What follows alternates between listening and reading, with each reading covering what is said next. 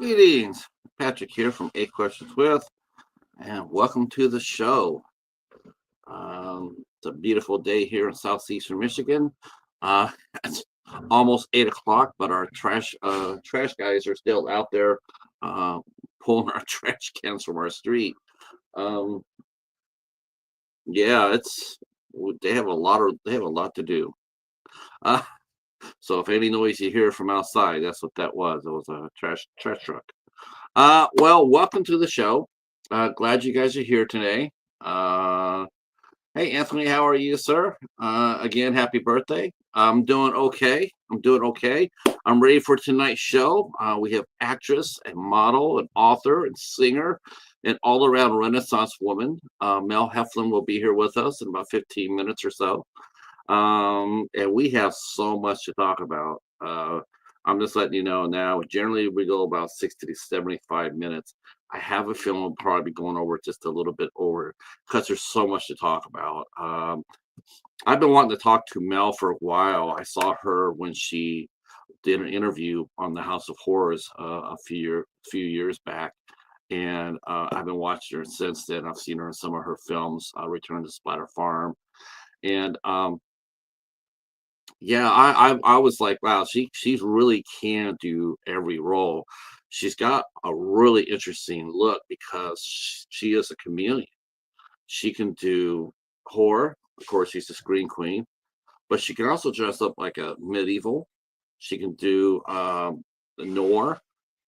Um, yeah, not everybody can do those things. No, not everybody has the body type or the facial type, which is why you see some actors in roles that they're in some roles because that's what they're really good in. Mel can do anything. When you meet her, you'll see what I'm talking about. She can do romantic lead, she can do villainous, um, she can do it all. And so it's really cool because her choices that she makes, because she's very much in demand. Um, hey, Stephen. And well, happy birthday, sir. 32 years old. You're just a youngster. And yes, our guest tonight does sing, Stephen. I don't know what music she sings. I'm not sure, but that's why we're here for. So yeah, she's got a really exotic look about her, and yet yet she comes across as extremely approachable. This is the kind of actor that you will see in a lot of films, and in Mel's case, you have. Um, so that's what we're going to be looking forward to in about 15 minutes or so. So much to talk about. Some of the movies are going to be I can't wait to talk about. I really can't. Probably my number one film that we're going to talk briefly about is Halloween Shark. um, Now I did touch base with her a little while ago about that, and she says that as far as she knows, it's still in pre-production. She actually did some work on it, and so I'm very excited to know that by hopefully maybe by next June, when it's time for Schlocks versus Sharks, Halloween Shark will be ready to go. Uh, so, some of the other movies that Mel has done that I mean, you might have heard of. Of course, she's also in the one movie that I'm really excited about for next year. It's in pre-production. That is My Blade Is Your Salvation. That just looks absolutely insane. The more I think about that, it looks like an American Giallo over here, like a Dario Argento film. So I'm pretty excited about that, to talk to Mel about that. And of course, The Legend of Tinker Hell, which is going to be really cool to talk about as well. Some of the movies that she has done Return of the Corn Zombies. That's for Acrostar. She's done Cheerleader Camp Elimination, that our guest Dylan Fawn Harvey also worked on. As far as our friend Steven from House of Horrors, he was also in that movie. She was the Night of the Dead Sorority Babes, which I saw a treatment to that. I saw a pitch, so I'm not sure if this is the full length film or not, so we'll catch up about that. I saw the pitch for it. It was like a 20-minute, 25-minute short film, but it was just to show potential investors what they had on the table, which is they had a lot because there's a lot of really well-known screen queens in that film, uh, including our girl Morgan Malone is in that, and along with Angel Bradford is also in that. So and I'm just looking at, like I told her, we're looking at her list of movies. I mean, you could go ahead and pick every one. You could go down one by one, and we'd be here for the rest of the week because there's so many fun movies that she has done. So I'm really curious to see how she picks and chooses the roles that she does, because she is in that place now as far as independent horror goes. She can pretty much call her shot. She can decide whether she wants to do a project or not. Um, and so she can relax about that. She doesn't have to take everything that crosses her desk.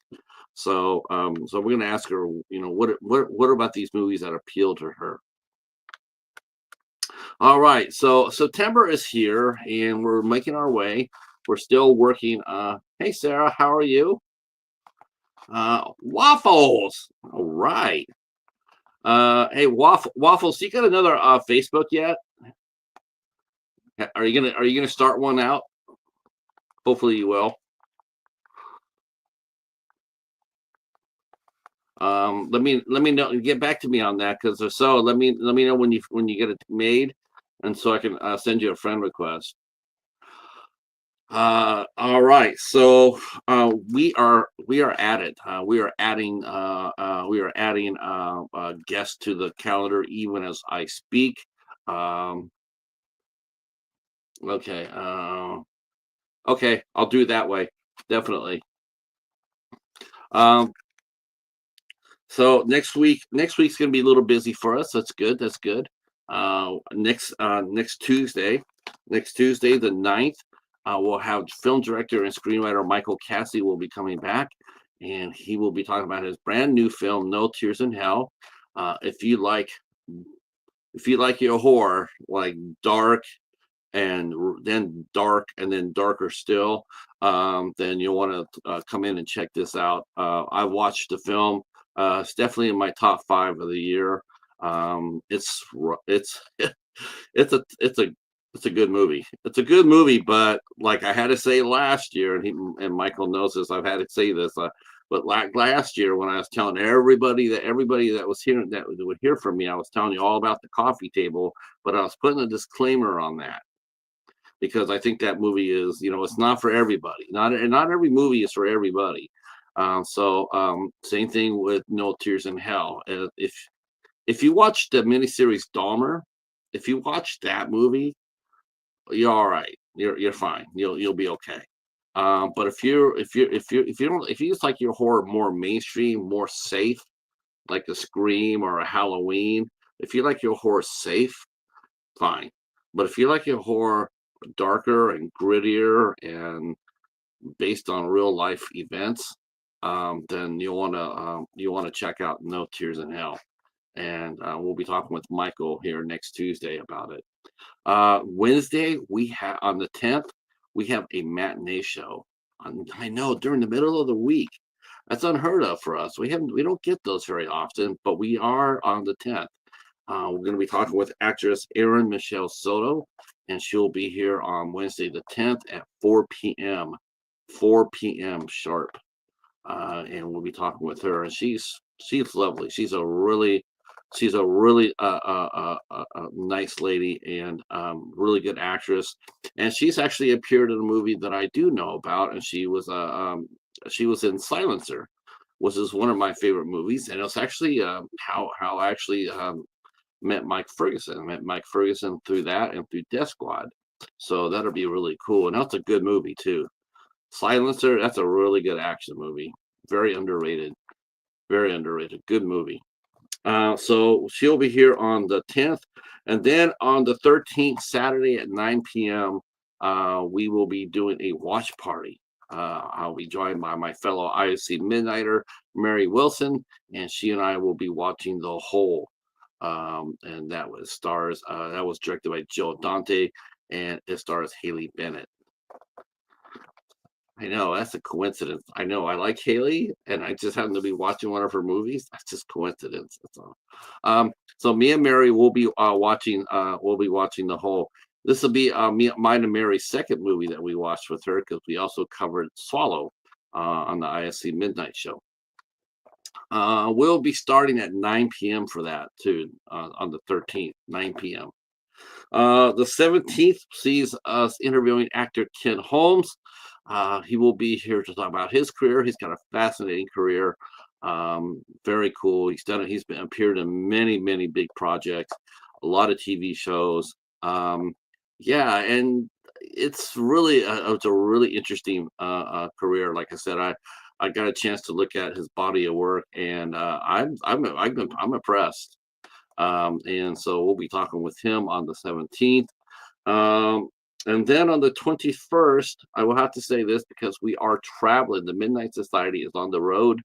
We are heading over to Horror Miser Monty G's channel.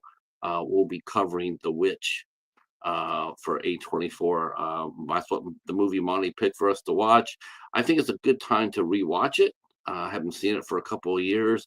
The Witch is the movie that broke A24 into the mainstream. Up until then, they had released a lot of movies, but no one really had really watched them.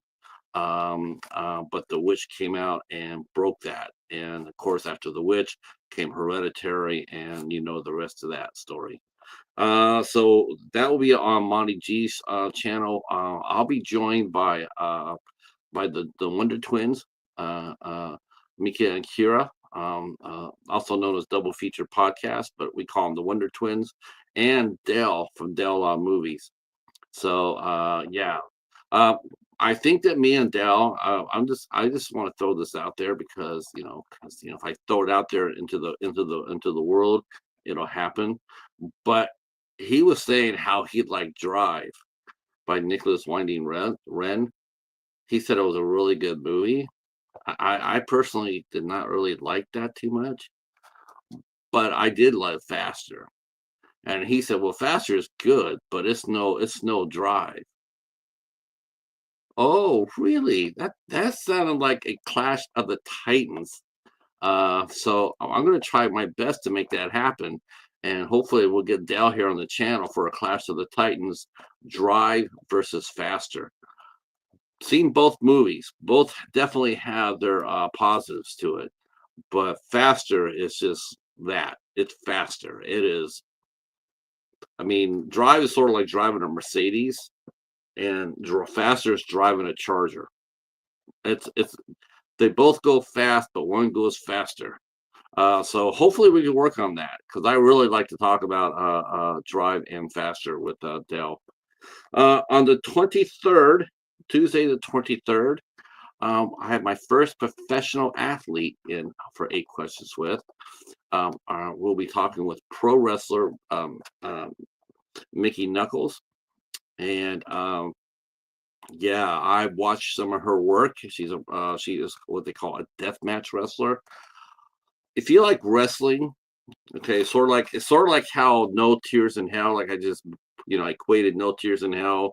Like if you like your safe horror, like Scream and Halloween and Freddy, then that's safe. That's like that. Then you watch WWE. But if you like movies like No Tears in Hell or Malicious or The Coffee Table, then you turn around, then you come and watch Mickey Knuckles wrestle in a death match. Yeah, it is really, really interesting to watch. I watched several of her matches on YouTube. It's insane, absolutely insanity. They literally will break bones to entertain you, and Mickey has had that happen not only once but twice on the same leg. I mentioned before when I was talking about this, like we go see a death match, right? And those fans are passionate, passionate. If you go see a death match, bring a tarp, like a sheer plastic sheet.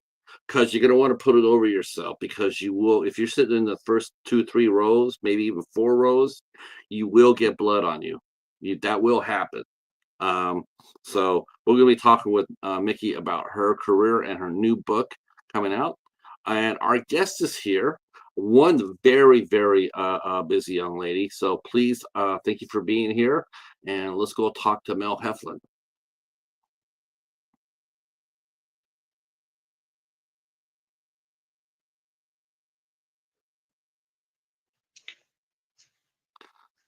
Good evening. Good evening. I saw the news right before I went out there. I even left a comment Oh, yes. about. So I was just like, wow, that's fate right there. That's telling me that that has to happen. So maybe there'll be another casting change, and replace the tiger with the. I mean, a tiger is cool, but a tiger is just a tiger. I mean, if you've seen one tiger, you pretty much have seen them all, but you don't get to see too many cheetahs. And and, I, and, I, and there's cheetahs not too far from me that they have a big cat rescue. uh-huh. So have you I gone don't over remember there? what it's called or anything. It's been a little while since I've been there. Oh, okay. Well, there's your mission for the end of the year. Is for you to go to the big cat rescue and um, get a picture of a cheetah. Yes, I can do that. That would be cool. That would be cool. So I saw the good news. I saw the good Yes, news for the movie. So, the director exotic Blaze, zoo of yes. terror. Yes. You know what? That's fun. That works. That works. Yeah. That totally works. And they're still able to do the shirt. I think the shirt is really cool. And honestly, I people have the in the old version, but I'm okay with it. right. People will, even without the other part of the title, they know what you're doing with that, so they're gonna come out and check it out. They're gonna go like, Yeah. oh, you know, um, I don't know if you're yeah. familiar with Blaze's work, but he is a young and upcoming filmmaker. He's doing very cool things. I'm very excited to work with him in person. Will this be your first film that you worked with him? I think technically, yes. There was there is one other project that I'm attached to called Mean Boat, and I believe I'm going to be doing a whole setup. I really love going kind of big with my productions whenever I'm able to film from home, such as Graveyard Stories 3, which I really love doing. I've got the whole backdrop, I've got the colored lightings, and I like to do it a little theatrically, where I'm going to do that with Mean Boat. Do I notice that a lot of indie projects do that? I know that director Sean C. Phillips. I know he does that a lot of his movies, where he'll have vloggers or newscasters. I mean, people who can't be physically on the set, so they'll get a segment where they're talking about what's going on, or doing a basically they're doing a short film, a little 5-minute short film for the bigger movie, sort of like almost like an anthology in a sense.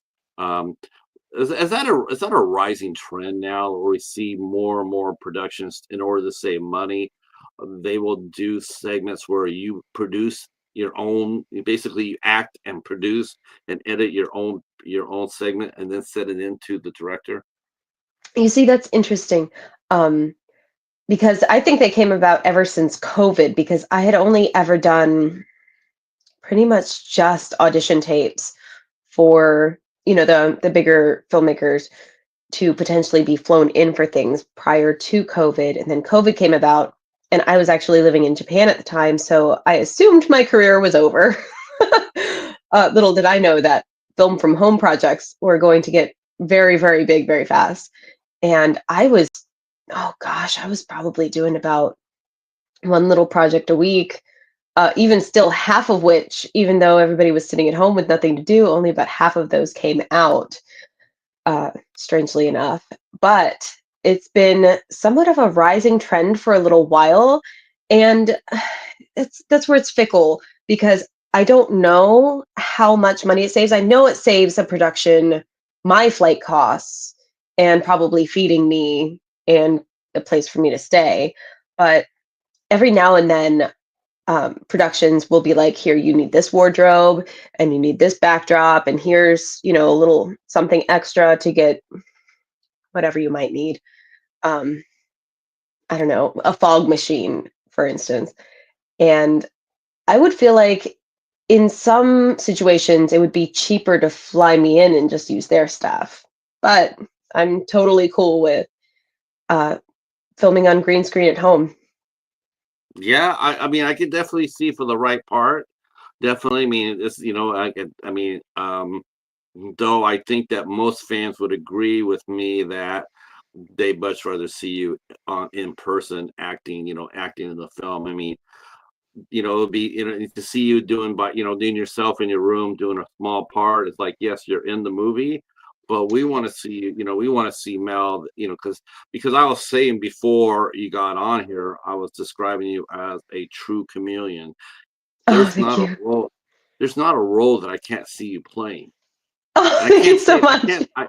I can't say that about everybody I've ever talked to. There's certain people that just are just going to fit in a certain type of roles. It's not typecasting. It's just like you just can't see them doing those roles, and I don't see people casting them for those roles because they just wouldn't fit.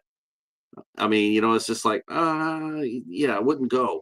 But I was looking at your photos, and I'm just looking at the clothes that you wear, the wardrobe. I mean, you could definitely see you just becoming that character in every role that you do. It's pretty crazy, actually. Um, Thank it you. really is, because it's like you're looking at that and going like, damn, she could do. I mean, I saw the picture that you put up for the Castle de la Mort, the medieval costume. I'm going like, Yes. okay.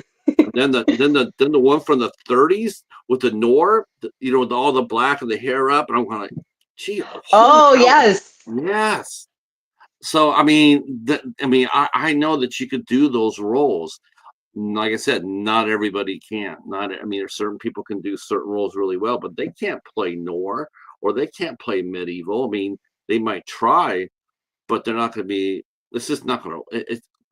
Compared to what you bring to the table, they're not going to be able to, especially on the indie level. They're not going to be able to match that. It's no disrespect to them or their craft, but sometimes you just know, which is Well, why I've had you a have. long time to work on it. Yeah, you've been in the business for how long now, Mel? I think we filmed my first project, I want to say like 2008, my first So feature. yeah, I yeah. So you've been doing this for a long time. You're very well respected. I can tell by the projects that you're in, and by the people. You are. When I was going to ask you is how do you pick and choose? Because Oh you're in my that gosh, is position. it ever so hard? People are so good to me, and I Yes. I just get offered so much, and oh, it hurts having to turn down the amount that I do. But just I, not I think everything fits me. I feel like not everything does. really. Especially when I have there's been quite a few times when I get offered a very similar role within a couple of months of each other. And it's Mm, like, especially like I can't tell you how many times I've played a reporter. Like people are really wanting to get me in their film and I appreciate it so much. But I've been a reporter probably 20 times or more. It's a little rough. yeah. I mean, do you put that out when people? Let's say I'm a casting director, and I reach out to you and I say, Ms. Heflin, we'd like to have you join our project. These are the roles that if you want to, these are the roles that we're looking at to fill. I think at this level you get the respect to pick what you want to play. So I give you the sheet of paper with five roles on it. Do you get to pick? Do you get to pick the roles that you play now? I mean, do you I like? really do. I feel so privileged that I have such wonderful people reaching out to me, and like these are really incredible, well-respected individuals who will be like, "Mel, what's something you've never done? What's something you want to do? I will write this into my next script." And it's exhilarating knowing that I'm going to check all these boxes that I've, got on my bucket list. Each year I get to go through and realize new dreams that I never thought that I would be able to have, 10, 15 years ago. And I know that people are going to help me accomplish these just because I'm so lucky to know such Well, amazing individuals. I don't think it's so much luck as it is just talent and hard work. I mean, you work Well, your I ass off to actually get read where a you're. new definition of luck recently where it's hard work meets opportunity. Yes, And I used to get a little offended. Like people would say, "Oh, Mel, you're so lucky." And I'd be like, "I've worked hard for yeah, this for a yes. long time, And reading that definition, I'm not so offended anymore. Like, okay, I have met the opportunities plus the hard work backing it, so it works. See, I want to say hi to the folks that came into the chat. King Yes, I Matthew is here. see chats Steve, going on, but it's so little. Steven is here saying hello. Hi, Uh, Stephen. Hi, Tyler. Me and yep. Tyler are working on Big Boobenstein together and The Lady of Castle Zelemort, which we were just talking about. Yeah, we're going to talk about that, especially Bubenstein. Is Bubenstein a graphic novel? Oh, I wish I had my book with me here. No, it's originally a novel written by Jeff O'Brien. And I actually voiced the novel. I was familiar with Jeff for a long time. And I reached out to him and I said, "Hey, I'm an audiobook narrator. I'd really love to narrate one of your books." And he let me narrate Big Boobenstein. And I'm going through the book, I'm narrating it during my transition back from Japan. And the more I read the story, the more the story, her story was mine. And I was just like blown away. There were certain things in it that they were just beyond uncanny. And it was like some of the coincidences were like really heavy. And I reached out to the writer, Jeff, and I was like, "Jeff, have you been following my life? Have you been stalking me? Because this is a little eerie how similar her story is to mine." And um, we've been looking for a director for a long time, and Tyler happened to be familiar with the book, and we liked his work, and everything sort of just came together like it's meant to be. I'm very excited to film this April. So, like, are you playing the Ingrid Pitt role? Ingrid Pitt. I'm not familiar with this term. Ingrid Pitt was probably um, probably the best Hammer actress ever. Uh, she did a movie. She did a lot of vampire movies, including Ah, one very well known one called the Vampire Lovers. oh, okay. Yes, yes, and she was a big Hammer star. Yeah, and yeah, you know, she could have did Bubenstein easily.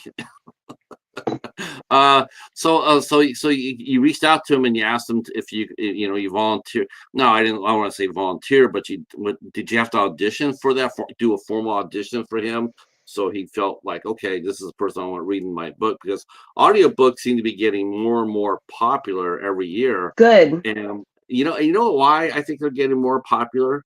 Because they should have been doing this from the very beginning.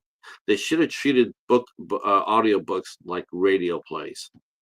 Yeah. They I should have play all of treated the them. characters when I voice books. I think there should be. I think I see. I like it with, if there's a girl part, I want to hear a girl part. I want to hear a girl read it. If it's a guy part, I want to hear a guy read it. It's like an old time radio program. I I can love go old. pretty low. Huh? I can go pretty low. uh, so Boobenstein, that and Tyler saying it's going to get graphic. Uh, Yes, we have which some very yeah. fun things planned, and the more we go over the script, the more stuff comes up that's like, "Ooh, we could do this with that." And Tyler's a genius. Like he's diabolical with some of the things we'll be going through, and then he's like, "This is where we add this," and I'm like, "How do you think of these things?" It's amazing. Yeah, he says, if all if only everyone heard me read the girls' line in Big Boobenstein. We Uh, just did a new script read about it, and it was a lot of fun because every now and then I would play Eyesore, and who's the doctor's assistant, and we would just read back and forth for each other to be able to get a visual in our heads. It was a lot. Now, now, this is one thing with a lot of actors that are really especially on the circuit, who are very much in demand. I mean, there's some actors in that people are always looking to ask them for their projects, which we discussed is very flattering. But holy crow, how do you line them up in the order that you film them in? I mean, you sit there and you got like on your IMDb, there's 20 projects listed there. And it's like, how do you decide which one to do? Do you go in the order that they asked you, or do you go in the order that they get their financing? What do you mean? The order Let's that it appears on IMDb? Yeah, I mean, if for you with the projects that you film, do you get in the order of the offer? Let's say Joe Smith offered you a part, says, "Hey, I want to do I want to do Cheetah Stein." Okay, but he doesn't quite have his budget in place yet. I come over and I offer you a role, but I got my financing in order, even though the other guy asked you first. So how do you decide which role do you take? Do you take Okay, to the so there's actually something coming up kind of soon about that. Um, so I choose my projects. I talk with the people, we negotiate, I sign on. Everything's figured out there. And then every now and then, like, I try to keep it down to one a month. Like, I'll be like, what season are you filming? What month are you filming? Like, give me dates. And I won't add anything else for that entire month. Just recently, I booked September next year. And like, I've got that kind of blocked off. And now, if anybody else approaches me and says, hey, I'm filming something, excuse me, fall of next year, I'll be like, unless you're filming after September, I can't, all in good conscience, sign on to this project because I've got something going on in September. If they say, okay, well, we can push the project for a month, or we will work with you on your dates. So it's a supporting role. So I don't see myself being there any more than 6 days. That's 6 days out of what? September's 30, 31. Out of 31 days. I might be able to fit something else in there. And if they're willing to work with me on dates, I just continually bug the filmmakers. I'm like, hey, it's May. Yeah. We're filming in September. I have somebody waiting on dates. And then usually they'll pretty quickly get to me on dates. Yeah, I was always curious about that because it's like, it's like because there's so many projects and coming your way, and it's like, and Sean's saying it goes by most recent or top gross after release. That's hard to do because a lot of It's like indie betting on projects, horses. You have yeah, no idea what's going to end up working out really well. And there's been times when there's a really big project in front of me and I'm like, you're asking me 2 weeks out. I'm booked for the next 6 months. right. And then they're like, well, I really like you. I really want to get you in. Like, okay, I can find a weekend for you, or I can find 3 days Now for is you. this And then is it proper, Mel? I mean, is it proper? Because to me, it's like, if you really want me that bad, pay me for my time. I mean, isn't that only fair? If I come to you and I really want you, and I'm sitting there saying, "Yeah, I need you for the project," and say, and you sit there and say, "Okay, well, I'm gonna have to push some things back, so you're gonna have to like double my rate," which is only fair because you're coming at me at the very last minute. You're putting me on the spot. So can I it's get that compensated for that? it's so interesting. So I've seen this industry change and change and change again, especially now we're in this new era after COVID. The pre-COVID era, I feel like a lot of projects would film over the course of multiple weekends, over the course of potentially multiple seasons, which Yeah, these it's things okay. don't always get made this way. If you do try to make a movie that way, doing multiple filming blocks over the course of multiple months, it just the possibility of it getting finished and coming out, just it starts to drop and gets a little scary there. But a Yeah. lot of projects used to do it this way. pre-COVID. And there were so many times when they would just be like, okay, we'll get you for the next filming block. And it's like, okay, well, when's the next filming block? Yeah. And getting we'll get you for this filming block. Okay, that works for your schedule, but doesn't always necessarily work for mine because I don't Oh, know when you. Yeah.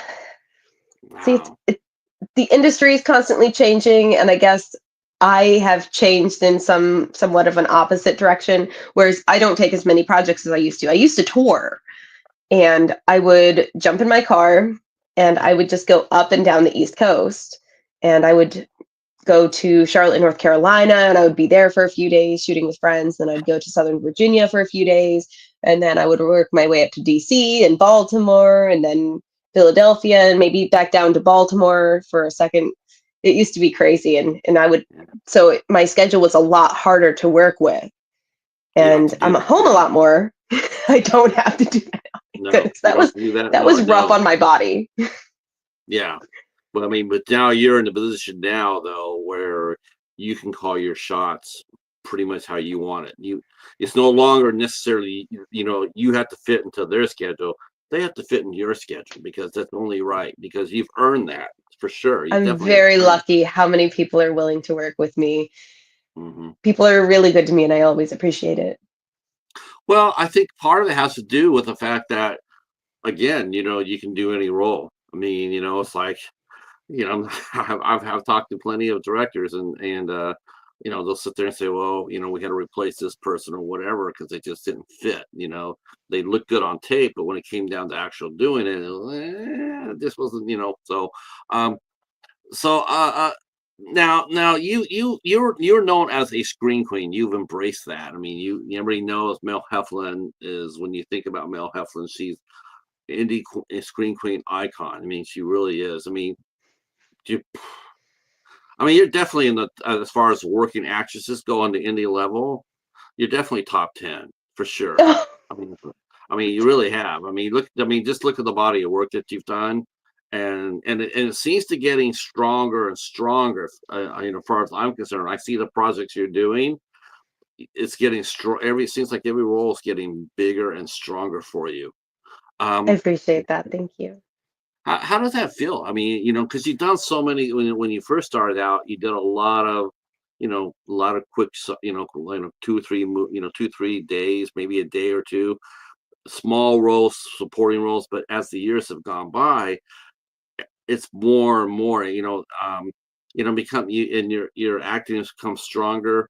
When did you realize that you were growing as an actress? Like you're like, I'm getting really good at this.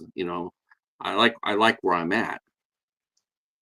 It was probably around the time when I would get really excited that I was finally going to meet, somebody I really looked up to, somebody whose work was really strong, and I'd been seeing them consistently. And I would start hearing from these people this validation of, oh, wow, I really love your work. I've been looking forward to working with you. And it's like, wow, me too. Like, and I considered them top tier. And for them to consider me a peer, Mm. um, I think that was around the time that, and I don't think that I actually audition well. I audition really well in person, Yeah. but it's really hard for me to be sitting in front of my green screen or black screen, whatever I've got up, or wall or outside, whatever wherever I'm auditioning from, and it's really hard for me to just feel in the moment. And I know that's what acting is, but to have no one with me to read, to be pretending to hear something that somebody's saying, and especially like, I don't know if this is common, but there's been a few lately who've asked me to read, and it's one sentence, and it's like, that's What? interesting. Yeah. uh, I mean, that's and what they want you to do for an audition. Is just read one sentence. one sentence, they wanted me to do one sentence, and I'm like, and Okay. Okay. I don't Have you know. ever have you ever done that and not gotten a part? Yes, yes, actually. Really? Out of Oh gosh, I have done self tapes. I've done well over 100 self tapes over the years, and I have gotten less than 5 parts this way. Yeah, most actors, I could think of Daniel Hill right off the top, said that they want that face to face. They Yes, want to I look have at the no person's connection otherwise. right. He wants. He says, "I want to meet the person who's going to hire me. This is who I am." Um, I really thought, and so did a lot of people. They really thought that after COVID ended and things got back to normal, that things would get back to normal by doing in-person auditions again. But it seems like that has not happened. A lot of people are still doing the self-taping, self-audition. Does your husband run lines with you though? Because I know a lot of He married couples will, do that. but he doesn't have this actor's mindset where Okay, he will just read these right. lines with me like this. And I'm like, I'm supposed to react to this. I love you. I love you. But I like it takes so much more work for me to be like, yeah, I feel what you're I, saying. Like Man, I have so not much more heard work. that. A one sentence audition. You say one sentence and they decide whether they get a part or not.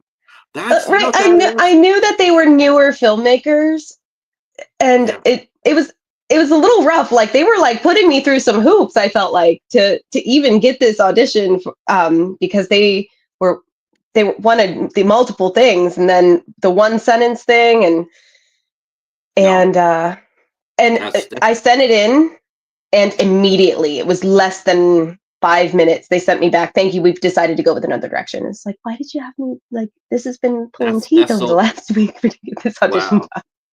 I'll done. be Like honest with you. I should have been auditioning them. Yeah.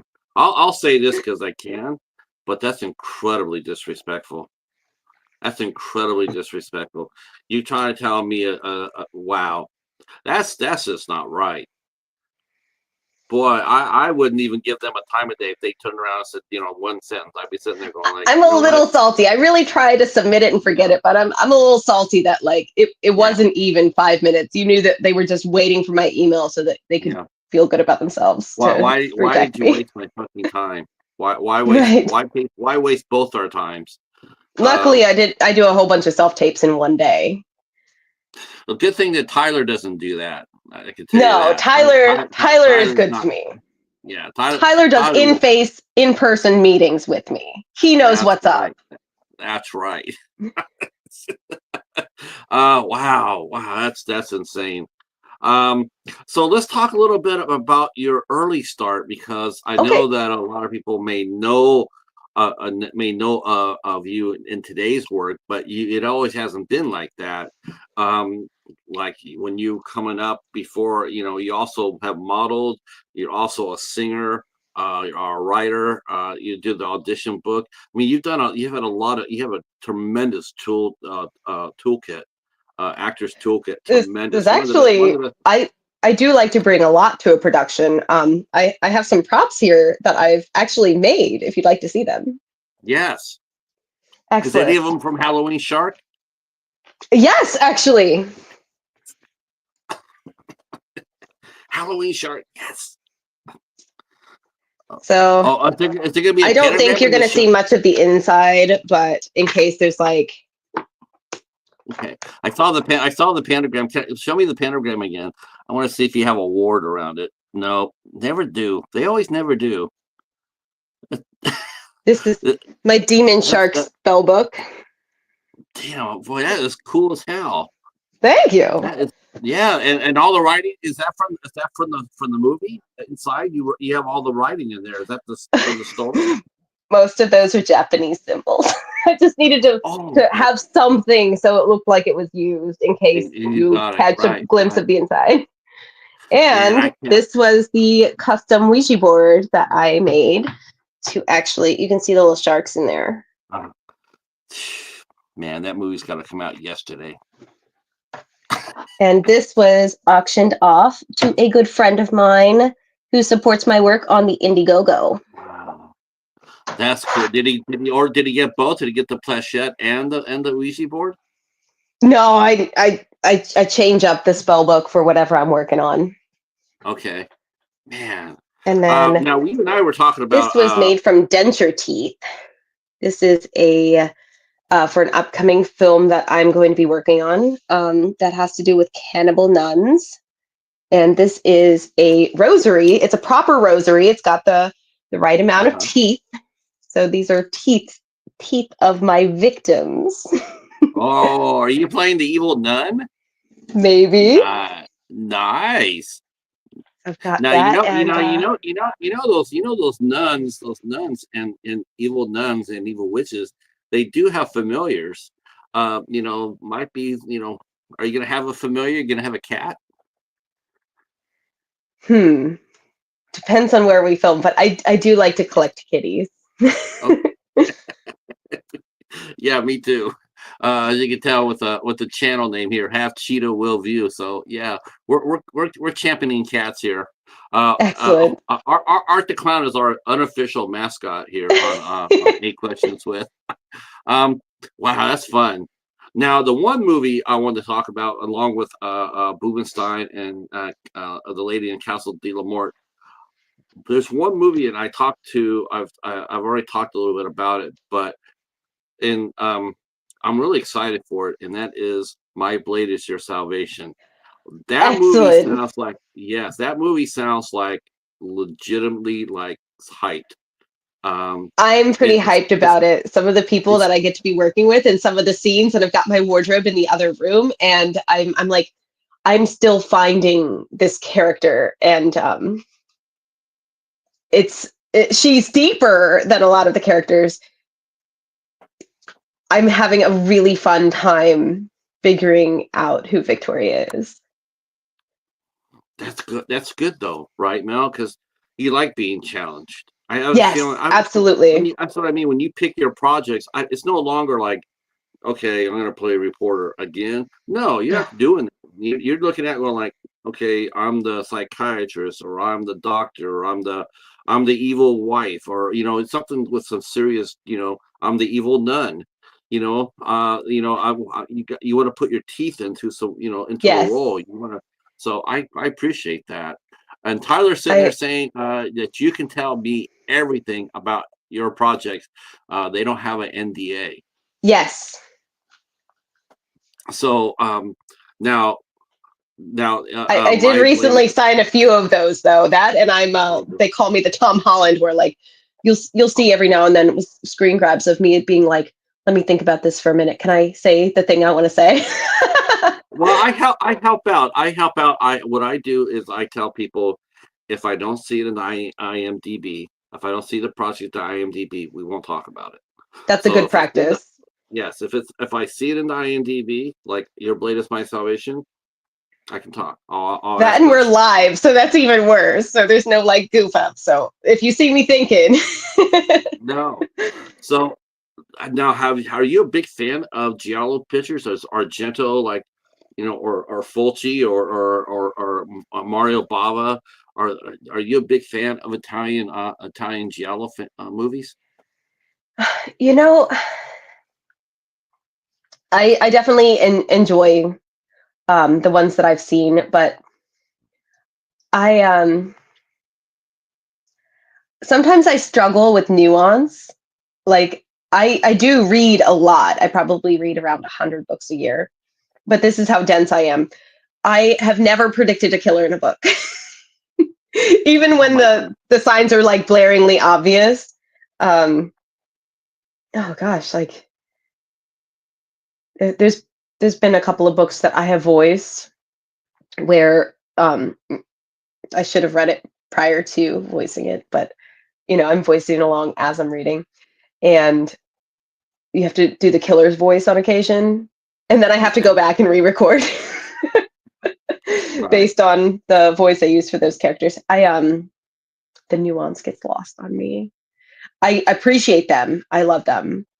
Um, but I'm not very good at guessing. I think what really gets me about Giallo movies is the fact that they're treated as horror movies. Like you think Mm, they're really all they are. They're just mysteries. Maybe a yeah. little bit more, maybe a little bit more bloody, but they're just like mysteries over here. Like a Columbo or a Murder She Wrote. Just maybe Mm, it's basically a who done it. You know, yes. um, and it does always seem to be. There is one rule with mystery, and that is like if you watch a TV mystery show or a movie, and you can pretty much figure out the killer. I'll give you a hint here if you want to major friends with this. All you do is you just look to see who's in the movie or in the TV show. The Mhm. biggest name is always going to be the killer. The, big, That makes the biggest sense. name, That yeah, makes sense. the biggest name, the biggest name is always going to be the killer. I was never the biggest fan of, oh, it's always the wife, it's always the butler. No, it's not. no, no, no, no. It's always the big. It's always the biggest name. That It's makes like, sense. oh no, my gosh, no way, no, no way, Kurt Russell's the bad guy. Then, oh my God, Kurt Russell's the bad guy. What? You know. Uh, uh. So The red I herring was. always gets me. I'm so sure it's them. Oh, yeah. When.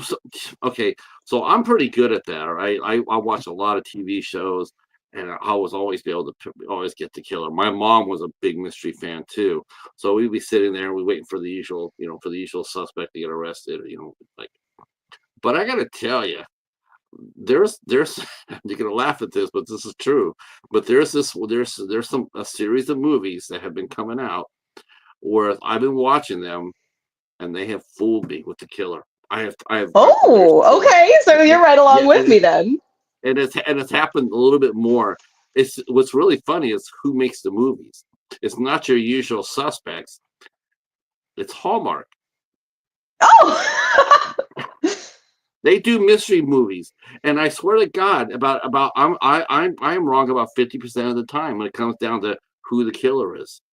I'm pretty good. I'm sitting there looking at all the clues and everything else, and it's like, yes, it's definitely the mechanic. No, not at all. It's the cops. It's the cop's partner. It's like what? Um, and that's even going. That's even going with the rule of the biggest name. Going like, okay, it's the biggest name. It's the car mechanic, and they'll swerve it. They'll sit there and say, nope, not that one. Not the obvious Gotcha. one. Yes, yeah. Now I wanted to ask you, go back because I said about the beginning. What got you into the business first, as far as acting? Because you also were a model and you also were a singer, and a writer. So what of these talents did you pick up first to advance you on your career? So I started modeling very young. I was 13, and um, I was just so used to being in front of a camera.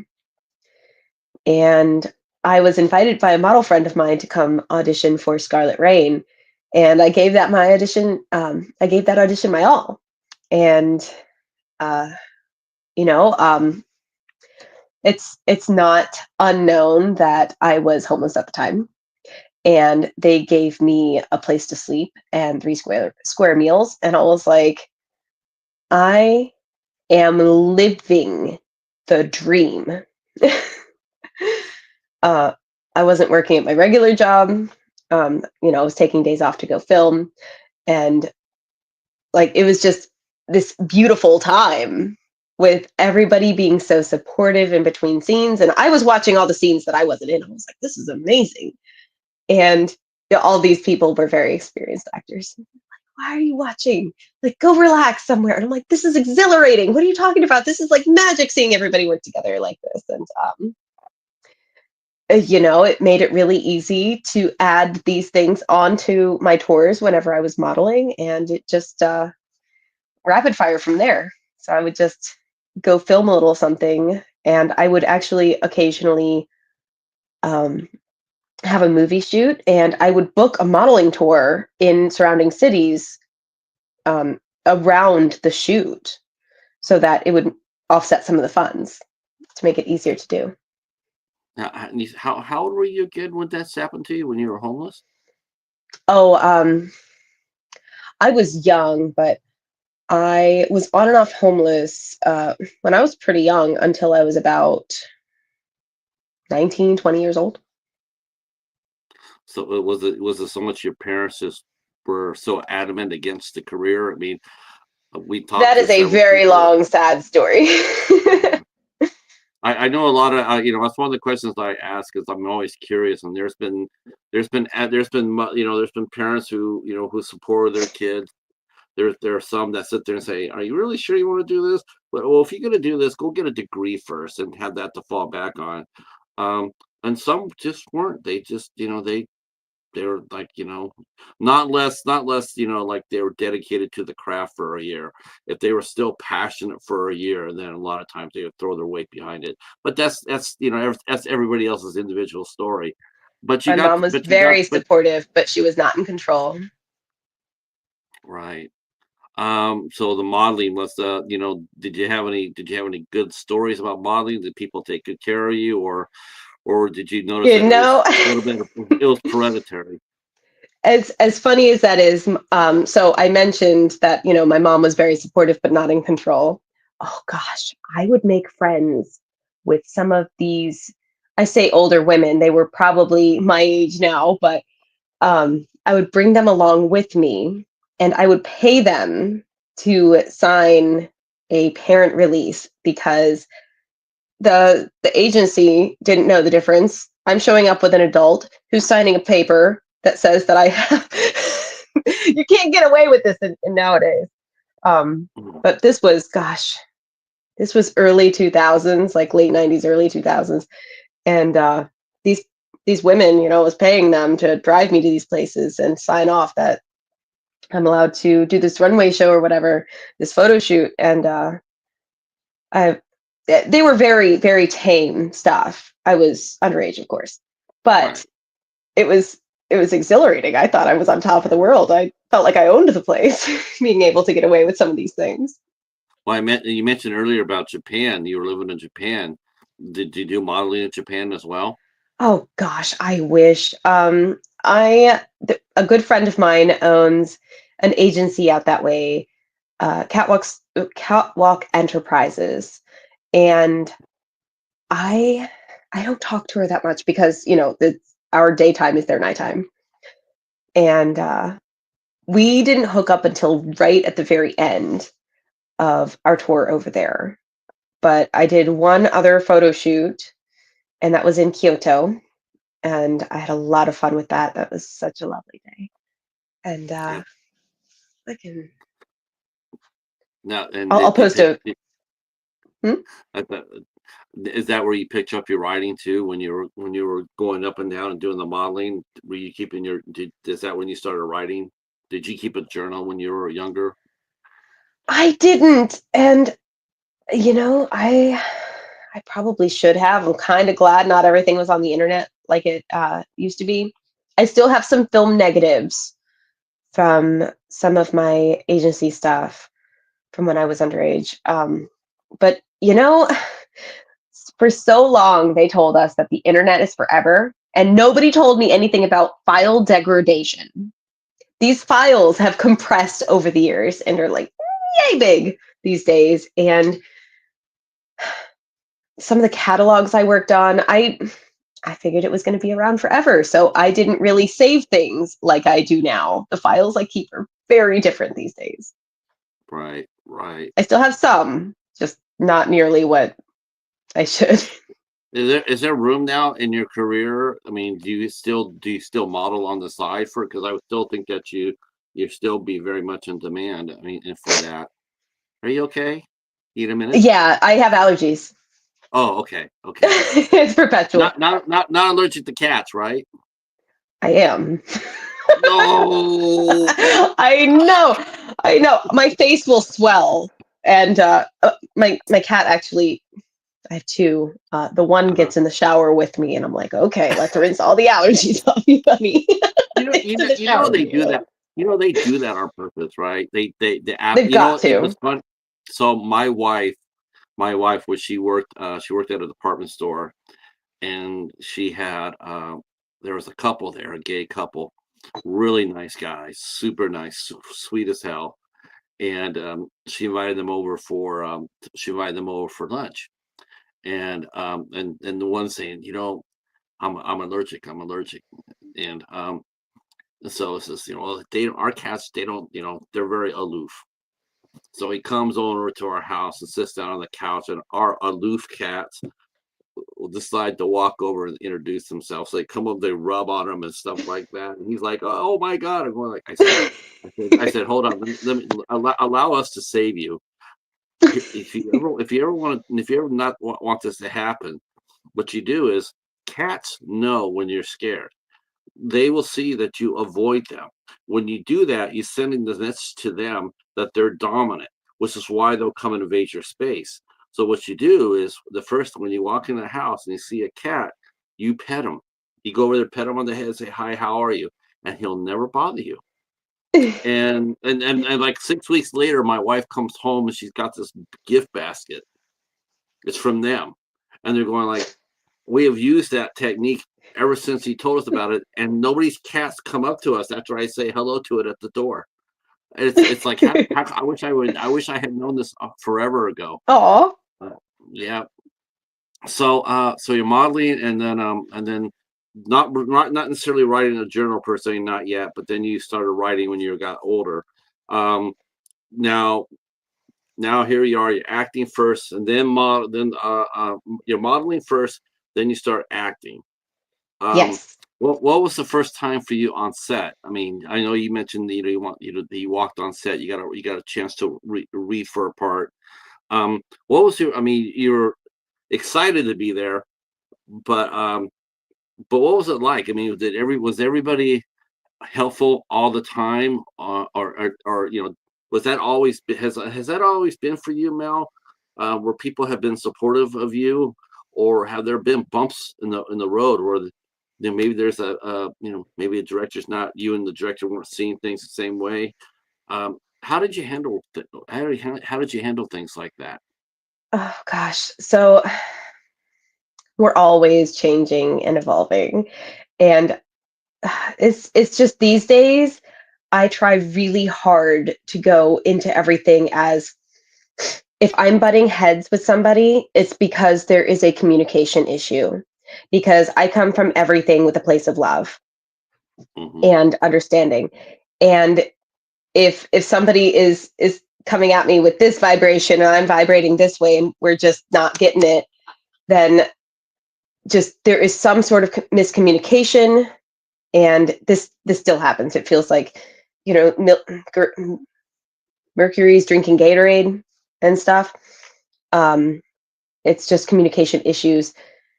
Uh, it's it's really hard to come across. I feel like that's my lesson in life, is to try to figure out how to convey what I need to with other people.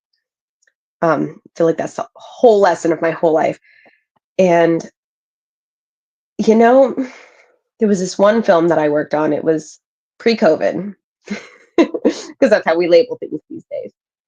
And this filmmaker sends me the script, and this script was lengthy. I remember it being more than 130 pages, and Gee. I was not used to that. I don't think I've ever seen a script of that length again.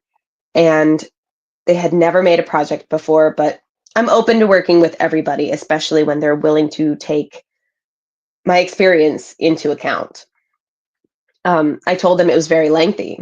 And I told them, as I would tell anybody these days, or even, gosh, 10 years ago when I was working on it, I told them, if you do this in a single filming block, it is doable. Otherwise, people are going to fall off. People are going to cut their hair. People are going to dye their hair. I've seen people lose limbs. I've seen people pass away during filming over the course of a year. I've seen things derail projects, and then I've seen people get recast. I've seen leads get recast multiple times. So you're watching the movie, and the lead is changing people multiple times back and forth through the movie. And they come out though. Those movies come out, and to film over the course of a year, which is what this person was wanting to do, with Do you just have an filming escape plan? weekends. Hmm? do you have an escape clause in your contract? I mean, You know, I is that really a should. mhm, That's an yeah. idea. That's an idea. I mean, let's say I mean 3 months. Like unless we're filming and actively filming in 3 months, unless we get this going, you know, maybe 3 months with them with maybe 3 months with their finances in order, maybe 5 months if they have to go through the Indiegogo because you got to give them a chance to raise the money. I mean, I would think that that would be standard for a lot of indie actors to have that escape clause because it You takes know, so long. that's really smart too. There was another project that I was working on at one point where, oh gosh, this contract was thick. It was thick. And Mm, the filmmaker, when I looked him up, nothing came up. And it turns out he had mm, changed his name multiple times. We didn't learn that's this until later, of course. So it I was going to make $7,000 according to this contract. And it was with one of my old managers. And he said it was legit. He booked several of his actors on this. And it was really weird, like especially weird because none of us saw a script. None of us saw a complete script at any point. Um, we saw some of the promotion online, and it looked good, but the guy must have worked for Canon Films. it was so interesting because he would give us a printed page at the top of every day, and he'd be like, "This is what we're filming today." A lot of bad things happen on that shoot, and in the contract, it was you get paid upon completion. I was there for over 3 weeks. I was supposed to be there for like 8 days or something. I was there for over 3 weeks. It was throwing everything else on my schedule off, but I couldn't leave because I'd already sunk in so much time that I Right. needed to see it to fruition. And oh gosh, this was this was over 15 years ago. There were pygmy rattlesnakes. There were black moccasins on set. There was a gosh. I wasn't involved in the nude scenes, but the day of the nude scenes, somebody brought their 3 and 4 year old children. So Oh, gee. there's kids running in between the nude women on set, and I'm just like, is this real life? Right? Like I wasn't even where they were, but I was just like, really, this is happening? Um, gosh, gosh, I have seen some crazy things. I wish I had an escape clause for that because that one I almost quit after that. I've almost quit a couple of times, but like that one was rough. Did it ever get made? He did a pre-sale, and I didn't order it because I was told that I was going to get a copy. But I posted about it, and a couple of my friends at the time, this was a very long time ago, had ordered it. It had a whole website, and supposedly they sold a bunch of copies at a convention, but it never. I have no idea. I have no Wow. idea. And the filmmaker has changed his name multiple times since then. Very crazy. Is he still working then? Do you still? Uh, I mean, wow. I have Do you no see way it? of Do you looking still? him up. Oh, okay. I was gonna say does because that's one thing I was gonna touch bases with. It seems like the last man, and this was weird too.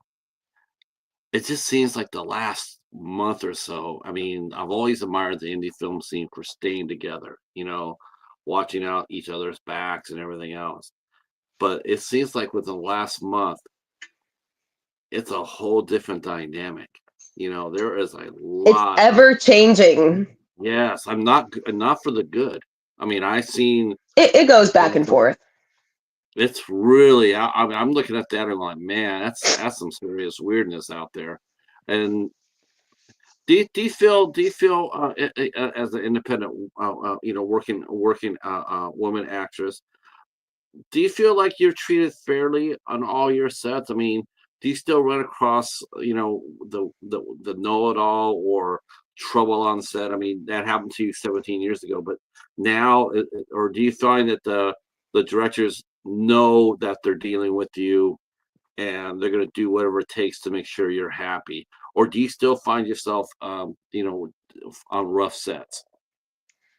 I feel like it's been a while since I've hit a rough set. And I try to come, you never know who anybody is on set, especially because nobody looks like their profile picture. Maybe somebody only has 15, 20 mutual friends. It's all people like though. So I usually won't add somebody unless they have over 200, unless I recognize them. Um, and I just try to come into it with kindness. Like everybody is a gear in this indie film machine that we are making. Everybody is just as important as everybody else. The people who make the coffee, to the people who hold the slate, to everybody is equally important. We are all in this for the same reason. We want the same goal. We just want to make a good movie for people to enjoy. That's it. Especially And that coffee person. You're right. That's probably one of the most so important things. important. Yeah. Uh, so So now, obviously, people one will, question. Okay, go ahead. I'm sorry. sorry. So people will come to me, and I'm very interested in what they have to say because everybody's coming from different walks of life.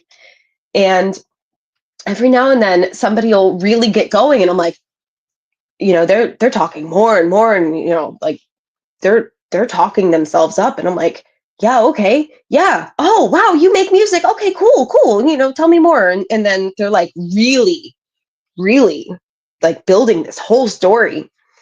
And then you look them up online later, as one does, and you find out that they only got involved in things like a couple weeks ago, and they're just aspiring to do things, and they kind of weren't completely honest with you. And it's like, interesting. I was completely taken for a ride there. It happens quite a bit. I've seen that too. I know there's this one actor overseas, and he got pitched a song and dance, and he was, and I'm like, who is this? He's like, I'm not sure if I can trust this guy. So, well, tell me his name. Mel, it took me 30 seconds. 30 seconds to find out the Oh guy's no. full of shit.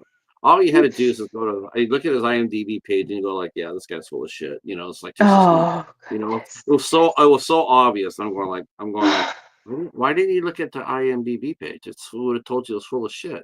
Um, and he got taken for a ride. He came all the way from the UK over here.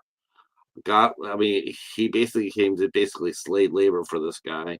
It was a horrible situation for him. He spent over $10,000 he didn't have for a work visa. All it would have taken was 30 seconds worth of his time to know that.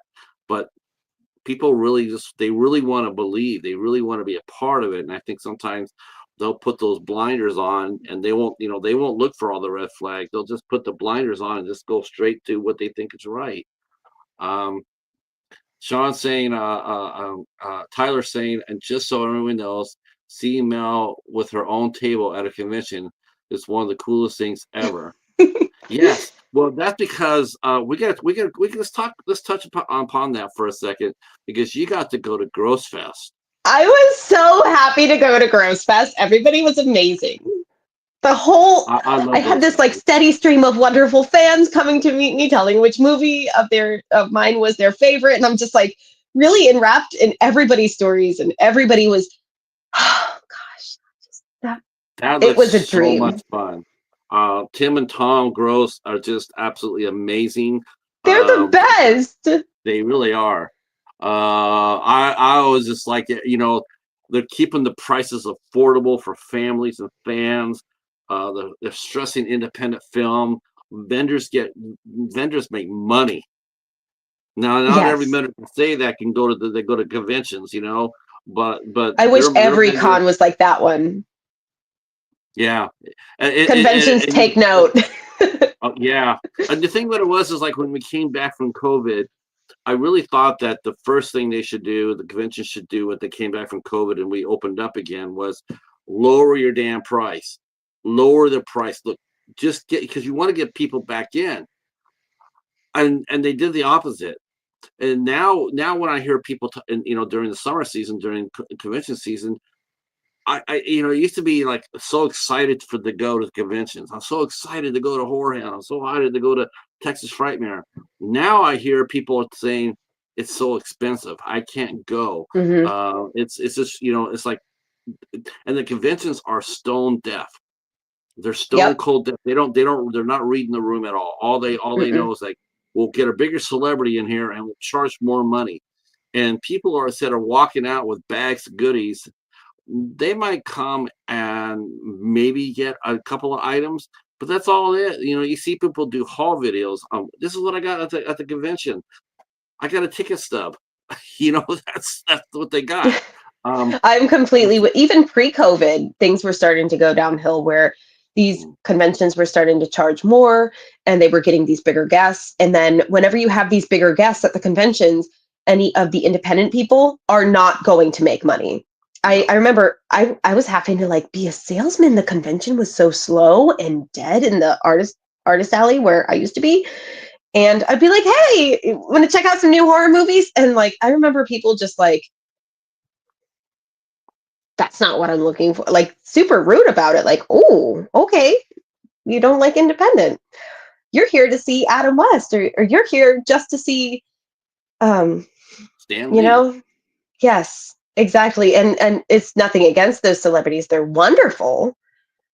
But I will personally avoid doing conventions at doing the same ones where they have bigger guests because it's like you're Yeah, going to have people having to pay $200, $300 yeah, just to get into the convention, and then another $500 just to get a hotel, and then all the gas and the money that they took to get there. And by the time they get an autograph or two from these celebrities, they're $1,000 deep.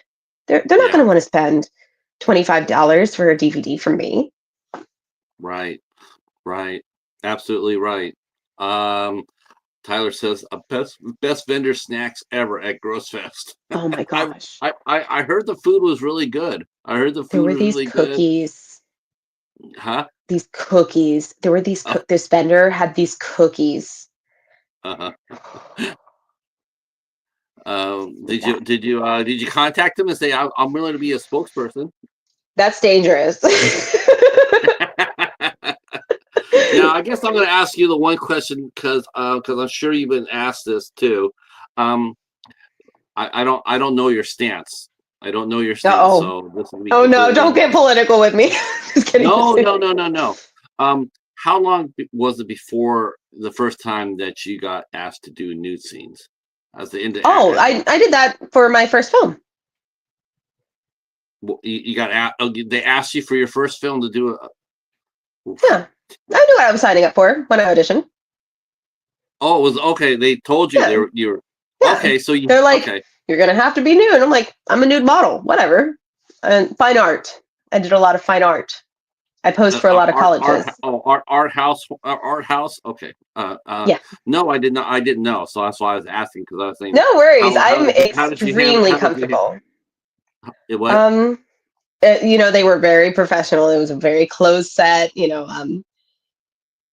They took it so seriously, and I'm like, guys, y'all are more serious than I am. And they're like, this is a professional set. I'm like, okay, but like, let's get the show on the road. And they were making sure that because in Scarlet Rain, I hang out of a window. Um, Spoiler alert, 20 years later, the twin grabs me and shoves me out of the window, and my breasts are hanging out of the window. So my butt's inside the window, my breasts are hanging out, and it's like I'm actually hanging out of a window. They made sure like there was nobody watching from below or anything. It was very cool. Oh, okay, okay. So okay, I so wasn't you taking did. it that seriously, but they were, Oh my gosh. I was just like, whatever. It's a naked body. You wasn't seen one before. Oh, I didn't know if you had actually done that. If you had actually done that in your career or not. I was just curious because I know. I've been seeing, like I said before, I've been seeing a lot. I get a lot from the actresses. Like a lot of actresses will sit there and they'll comment on Facebook too, and they'll sit there and say, "Listen, if you're gonna ask me to do a news scene, don't wait until after we agree to do it, and then I get on set, and then you come up to me and say, "Oh, by the way." Now, the only thing I don't like is when I agree to a script and then I'm on set and they're like, "Oh, we're gonna add some more nude scenes," and it's like, I No, not with agreed. me. We're not gonna like sure if it's like an ad lib, like comedy scene or something, but you're not gonna throw more. That we have to be tactful. And if I agree to X amount of nudity in a script, we're cool. If you're going to be adding more scenes after I show up, it gets a little weird. Yeah, I think that'd be a red flag, for sure. Yeah. Um, now a movie like, and I know I hope I'm not putting you on the spot here, Tyler, but No worries, no worries. For a movie like Bubenstein, I guess as an actress, going in, whoever actress it is, going in, there's an expectation that you could be asked to do a scene, You a know, new thing. that's funny that you mentioned that because the writer, Tyler, and I agreed that Big Bubenstein, um, there's going to be, it's going to be gratuitous, but there's not going to be gratuitous nudity. Well, maybe a dick, but um, all of the boobs are prosthetic. They're going to look glorious, but they're going to be prosthetics. So that in Right. mind, I remember I was choosing sides for one of the characters because me and Tyler were both swamped and we're helping each other out, getting things to move forward. And I remember I was choosing sides for the nurse Myra, and I can actually pull this up because it's right here. Nurse Myra sides. Okay. Adelaide says, "I'm interested in the breast implants. Yes." Nurse Myra says, "Take a look at the doctor's handiwork." And she Right. exposed her So like Total breasts to Recall. show Right. to show the girl to show Adelaide this is what the doc. It's pretty common. I mean, probably not from the nurse itself, but just see pictures. And she nurse lowers her outfit and reveals her breasts. I, with the utmost confidence, chose those sides because it's the implication of showing implants. It never occurred to me that any of the people reading these sides would actually think that we would expect somebody to audition nudity.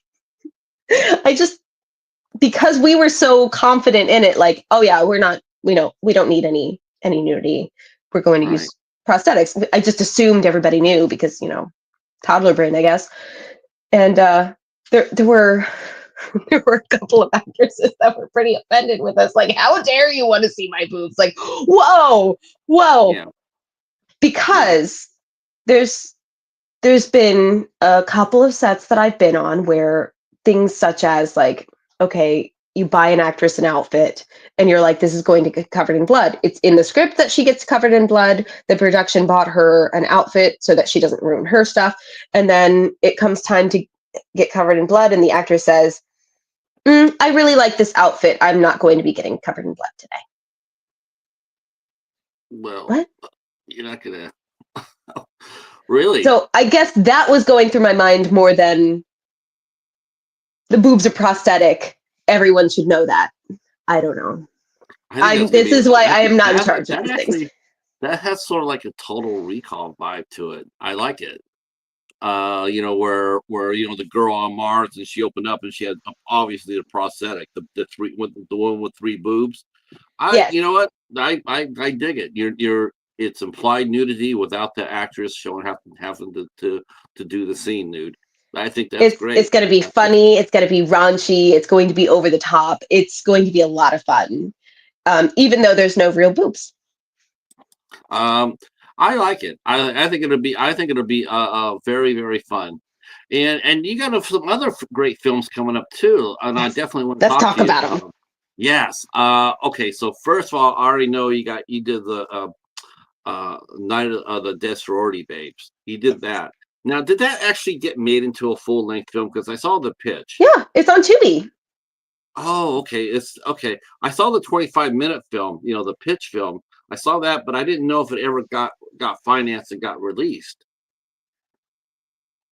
Oh, I love hearing about people getting covered in blood because like that's what we live for. Yes.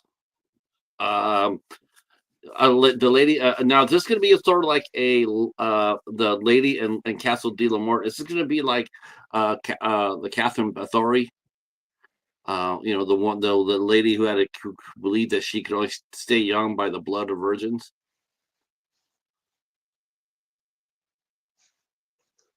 Are you Or is asking that? me or Tyler? I was asking. I guess I could ask either one of you. Is that going to be like the Catherine Bathory story, right? Yes, Okay, I'm very well aware. is that going to be a takeoff of that story for the lady in the Castle de la Mort? It says he must I be just covered know a in bit blood. about my character. A friend of mine recently adopted me and made it so that I can get to set because prices of things these days. Um, and I'm going to be playing Fabienne Fournier. Do you get? Very Do you, excited. now I know this sounds going to sound funny, but do you sometimes get to make up your names? And I mean, you Oh play the yeah. character, but do you like here's your character, here's the script, here's your character. Do you ever get that? Do you ever have the freedom to go up to there and say, "Can I change my name? Not necessarily the character, but can I change the name of my character?" There's been a few times when I've played Mel's, Melanie's, Melissa's, and I'm like, come on, really? Come on. I've played so many of them though that it's like, okay, let's Is the deviate mail from for real life and give me something. is the mail for Melissa or is it for Melanie? It's just Mel. I Okay, hate being called anything else you can call me unless it's anything else you Meldrick. want. I hate my full name Mel. so much. I actually have a funny story. There was one time I was doing a World War II reenactment, and I was very early to breakfast because you have to jump on these things very early. We were showing up at like 7 a.m. or earlier. So I was having to get breakfast at like 6, 5:30, something early. And I came down and the hotel guy was getting the coffee ready, and I haven't had coffee yet, and I'm getting ready to make it once he finishes with the pots and whatnot. And this fellow comes over and he says, "Well, hello, pretty lady. I could just take you to dinner." I said, "Sir, it is 5:30 a.m." And I'm usually not this rude, but I hadn't had coffee and I was pretty Right, I crusty understand that that. morning. And I'm like, "Sir, it is 5 a.m." He's like, "What's a pretty lady like you? What's your pretty lady's name?" And I said, "Mel." And he said, "Mildred." And I said, "Mel." And he said, "Mildred." And I said, "Mel." He said, "Mildred." And I said, "It's Meldrick with a K." And the guy who was setting up the pots of coffee, I don't know where it came from. The guy setting up the pots of coffee was like, "That's a name. I've heard that before." And I was just like, can't make this stuff up. And then one of my friends that I was reenacting with comes down the stairs and comes in to get her coffee. And he goes, "Well, hello, pretty lady. I could just take you to dinner." I'm like, I Was thought he you were just taking me to dinner. was he in character or was he just a little hyped up on coffee? Oh, gosh, I don't know where he had gotten the coffee from because Oh. the whole time I was just setting it up in the morning, but I was just like, oh. Like he had probably not been to bed that night. I think he was Oh, having a little something extra with his coffee. yeah, yeah. But what a day Tyler that says was. I'll never forget that. Tyler says it's very Mel Brooks inspired standalone for the 40s. Oh, the lady in the castle. Okay, okay. I thought that was going to be medieval for some reason. Oh, so you're going to do the 40s? Okay. Yes, Wow. I bet you have a hell of a wardrobe at your house. I have multiple closets. Yeah, yeah. I have multiple wardrobes and closets. Is that part of your is it fair to say that's part of your contract? Like when you put in the contract that you're allowed to keep one piece of your wardrobe, as long as obviously it's not yours. Do you have that in your contract? Do you at least you get to take home one thing after every shoot? So I always try to negotiate for getting DVDs at cost because I do promote the heck out of everything that I'm in. And there are movies that are on my convention tables where the filmmaker died and passed away 10 years ago, and I'm still bringing forth his legacy, and I'm still, able to promote the art we made together.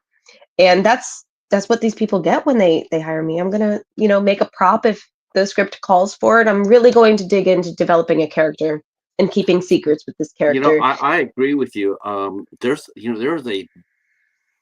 again, you got to go to the indie films for this, but it's finally taken a hold of people now to where they understand like they have to promote every project that they do. The days of rolling into a set, shooting your role, being there 8 or 9 days, and packing up the car and going to the next one. Those days are over with. When that movie comes out, that movie does get out there. The producers say, "Hey, we're going to be releasing X, Y, Z. We're just letting you know." Okay, what can I do to promote it? What can I do to help move it?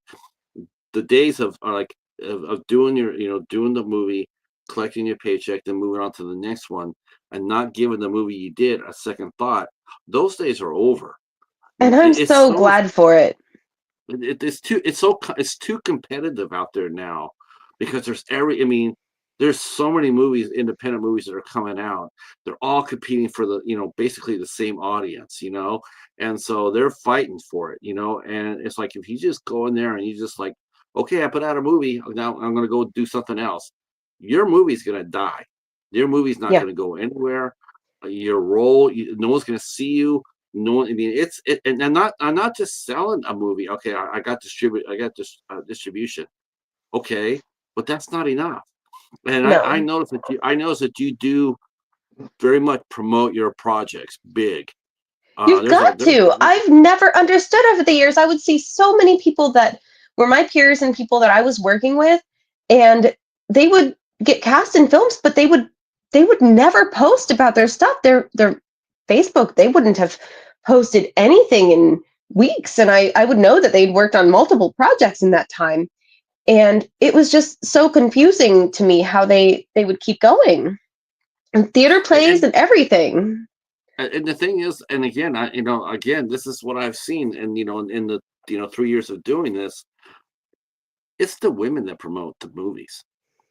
The Yeah. women do more. The women do more to promote the movies than their male counterparts. I see more women out there pushing a project out there I than see a a pretty good mix, but overall, I think it's gotten a lot better, as you say, where yeah. and I'm so glad for it because this is why we make these movies. We make them for people to enjoy them and for people to have a laugh or cry or be scared with us. Um, we don't make them to just exist in Yeah. the nether. No. We want our friends and No. families to see Yeah. this. You definitely want to get out there and and push the project and like I've seen some directors, some really good directors. I've seen them out there now. They're pushing it. Joe Leone is one. Michael Cassie's another. That Matt Peters from Graveyard Shark. He's one. Um, but it's We when it just comes worked down on to Blood Red Beach together that just came out. oh, okay. Oh, another a beach movie. I just watched this movie today called The Sand. It came out about 10 years ago. Man, that was It's a damn pirate good. slasher. Pirate slasher. I love pirate movies. Do you ever see Cutthroat Island I with haven't. with Gina Davis? I haven't. That movie rocks so hard. It got such a bad reputation, but that movie is so much fun. And with her and Frank Langella and Remy Harlan directed it. He's the one that's directing the new Strangers movies, and he Mhm. directed it. It almost cost them both their careers, basically. Oh, But that movie was fantastic. I was like on the edge of my seat. It was great. Old fashioned pirate entertainment. I personally, honestly, it's on the, to me, it's on the same level as the Pirates of the Caribbean. It's just as exciting. It's just as exciting. Um, nice. so so a couple of other movies, Tinker Hell. Now Yes. you and I talked a little bit about Tinker Hell. Now how did you get involved with the project of Tinker Hell? Because and we were talking about earlier about like I didn't know that Tinkerbell fell into the public domain. Right. I didn't know And that. it's only the one version of Tinkerbell that is in public domain, so we have to deviate quite a bit from uh, it who must not be named, I guess. Let's The not evil talk empire. about the elephant in the room. Yeah. Just to Oh, not draw oh, their oh, attention. yeah. Yeah. I was gonna say the mouse in the room. But but you're right. But I'm you're not right. I media did trained not. for this project yet.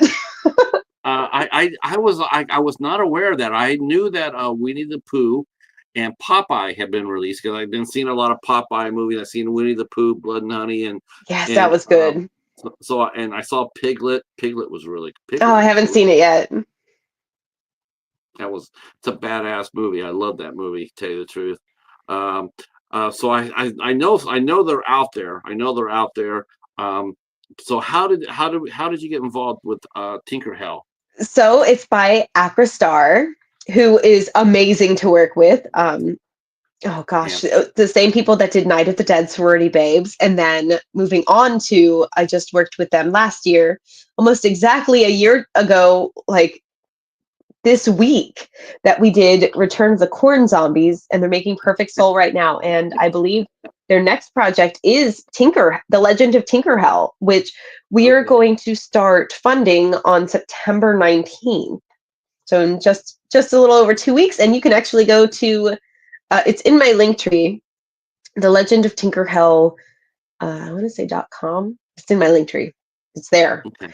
And if you want to put your email address to figure out how to get involved, we are going to need quite the budget because some of these kills, we just did a cast read recently. This is going to be something. And I feel like this is something that people really haven't seen the likes of on an indie film project. And it's the lineup and the kills, and it's quite creative. You know what? It's really cool to hear you have that enthusiasm. I mean, now we're talking about two movies. Like we're just super psyched on, and getting even more and more. We're starting to get more and more of these independent movies.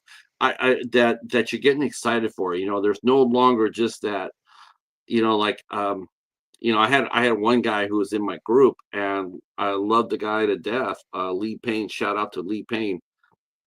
But he was throwing up a different campaign like every day in the group. Somebody else was launching a campaign, I feel and called out.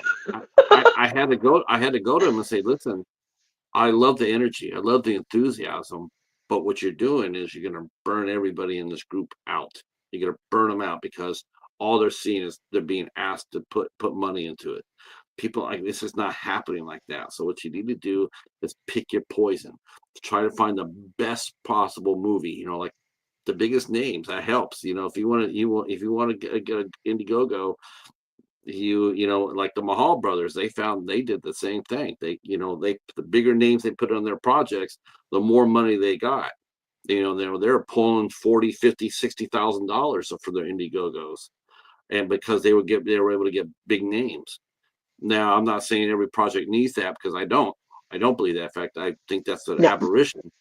But I think that I just don't think that you need to hit everybody over the head with every single project.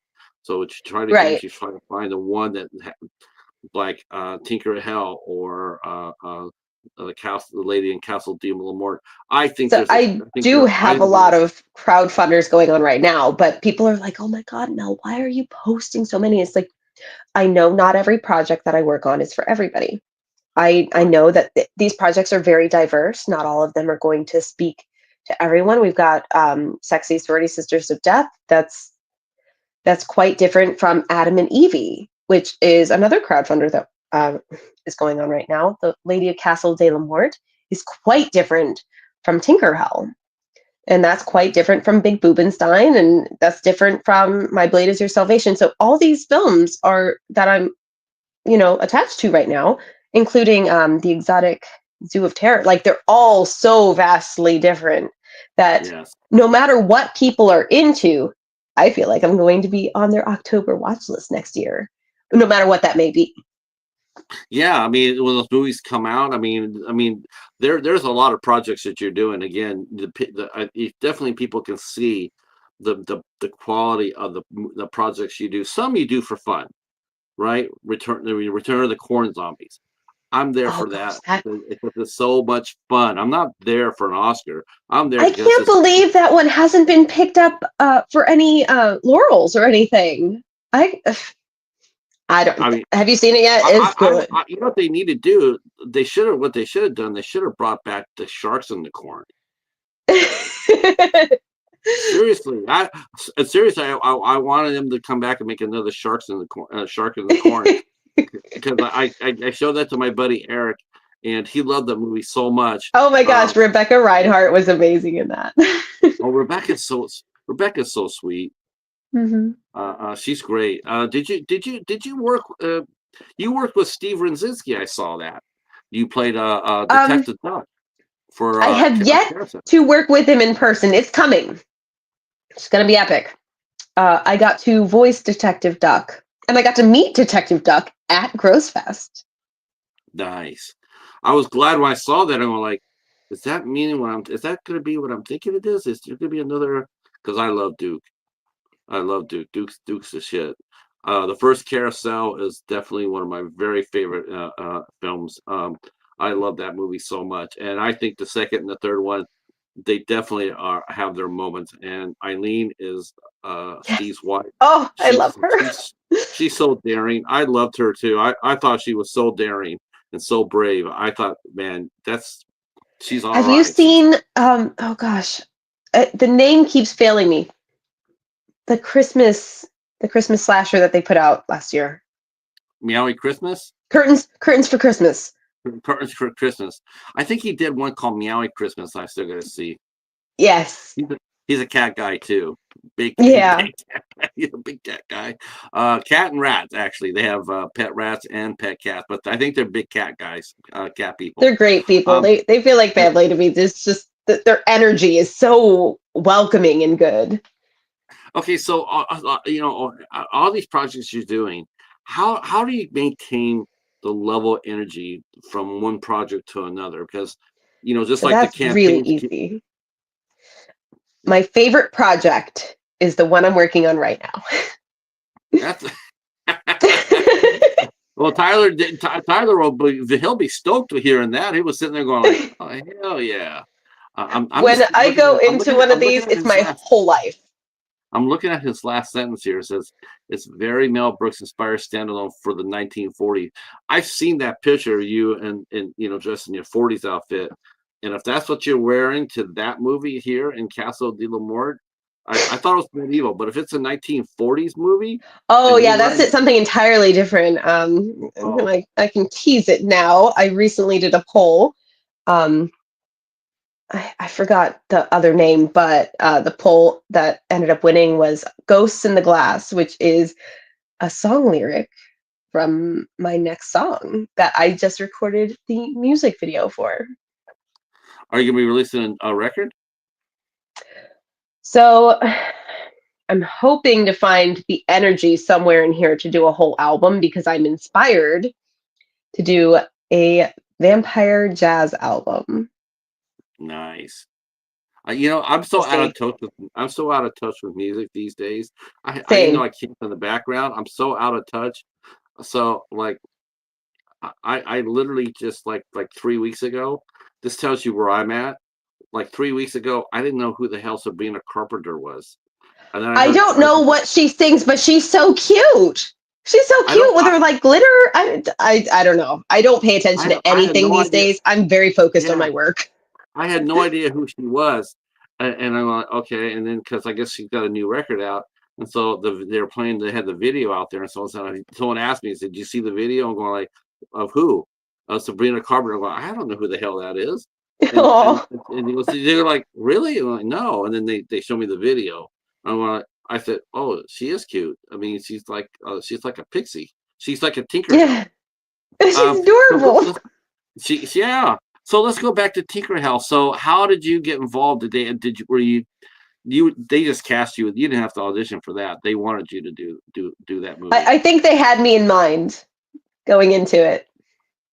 Yeah, I was gonna. I mean, now, how many? I mean, for every movie that you do, how many times do you have to audition for that? I mean, I'm thinking by now, enough directors know you and the quality of your work that they know that they don't have to go out there and ask you to do See, they, this is what I think. I feel like I have consistently put out a body of work and I've promoted enough of it consistently over the last 15 or so years. Who's counting? Um, that it's easy enough to find what I work on. I know I understand certain projects that are like they're looking for something very specific. They want to see if I hit the notes. I haven't played anything similar to that, and they just want to see if I fit what's in their mind. So I can understand that.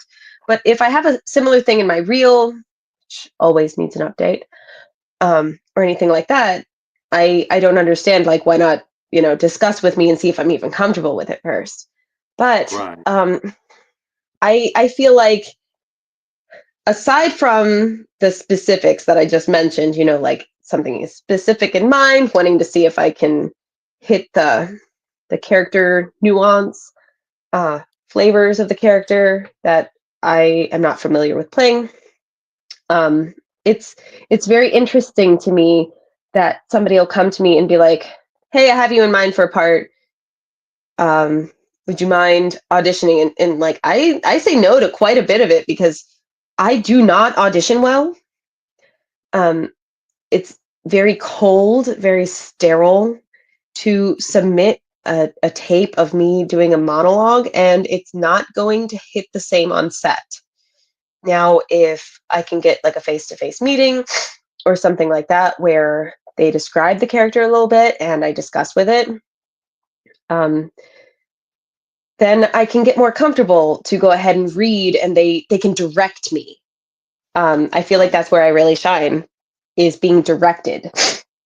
I right, I can pick up on more things if like gosh, I love working with Bobby Knipe Jr. because he lets me develop my character and do what I need to do. And every now and then he'll be like, "Remember, you were doing this in the previous scene," and it's exactly the right amount of direction that I need for that moment. And I feel like when I'm being directed, though, like I can do a whole different spin in the right direction of what I'm doing rather than going down the same path, which may not be right for a very cold, sterile read because I don't know this character. I don't know her backstory. I am given one page of dialogue and I'm having to create a whole thing in my head uh, based on this person and live in this person's skull for the next minute and a half for this audition that I don't know if they're a vegan or not. I don't know if they've never worn high heels in their life. Like these are all little things that would make a completely different person than how I'm spinning it for the minute and 30 seconds that you're going to see me on a very cold stair. It's So hard. when you audition for a part like that, and you have to get into that character's head for a minute and a half, is it? I mean, I mean, it does it make it easier knowing that you're doing the audition, and then you got like a month before shooting before shooting the film, you got a whole month to come up with the character backstory. What's she all about? Where's she been? Where she's going? Does that help a lot when you have a lot of time between the audition and the filming, or do you feel like you do better? Like I auditioned this week, and 2 weeks from now we're shooting. Do you feel like it's better for you that way, or do you need more time to develop the character to your satisfaction? So I feel like the more time goes because there was recently a project that I was supposed to film April of last year that I just filmed last month. Um, Uh, so I was like so ready, I was so in the zone, I was in this character, and then filming got pushed back. and then I went out of her for so like I was so entirely ready, and then like I forget how, they gave me plenty of notice, but it was still like, oh, I'm gonna have to stew on this a while. Yeah. um, I I feel like once I'm prepared, I'm prepared, and my process is probably it might be different than other people's. Actors don't really talk much about their practice with Process. each other. Interesting. Um, I've never really thought about this that much. But for me, as soon as I am in the character's wardrobe, I zap into that character. Me building the wardrobe, me building, like their little earring pieces, and that's what makes it easier for me to make stuff. Is it helps me to get into the character's head when I am drilling into the teeth of my victims, or whenever I'm piecing Con- together a spell book. Um, So is that spell book? What are you gonna do with that after you finish making Halloween Shark? so this has been multiple spell books in the past. Oh, okay. And it sort of just evolves a little bit with each one. Well, that's so much fun. You bring your own props to the party. That's fun. That's really Yeah, cool. Yeah, it, you were it helps saying me that get into character to create things. I think so too. I don't think I've ever seen a cast member actually actually making their own props. I know Angel Bradford is a FX. She does FX as long as they're acting. Oh, she's You good at know, it too. She's good at both. she's amazing. Angel is amazing. I had her on the show, and one of my very favorite stories was with she's saying how she was doing the makeup, and then one of the actresses dropped out, so they asked her to make her own head. They need to step in, so she made her own head, and prosthetic head of her, and then they killed it. It's like, so you made yourself, and then you watch yourself get killed. It's like, okay, that's one for the books. You don't ever hear something like that. That's a good one. But she's extremely talented too. Very talented I young just lady. got to work with her on Bloody Bones, and she is a terrifying Bloody Bones. She was Is so she? fun to work with on that. Who are some of the actresses that you enjoy working with? I mean, name some names. Who are some people that, as soon as you know you're working with them, you already know that set's going to be a lot more sunnier, a lot more brighter. Name Oh some names gosh, I that have such a long list. I really love working with Angel, of course. Um, oh gosh, Shonda Rawlings is such a gem. I have so much love for her. Um, I love Jessa Flux, of course. Oh my Oh gosh. gosh, Now, uh, Penny Aphrodite is a force. Her first movie was Pig Shit. I want to say it was Pig Shit. Yes, her first movie was Pig Shit, and she comes on set, and this is her first film, and she has the entire script memorized, all the actions, uh, everybody else's lines, and just like it's nothing.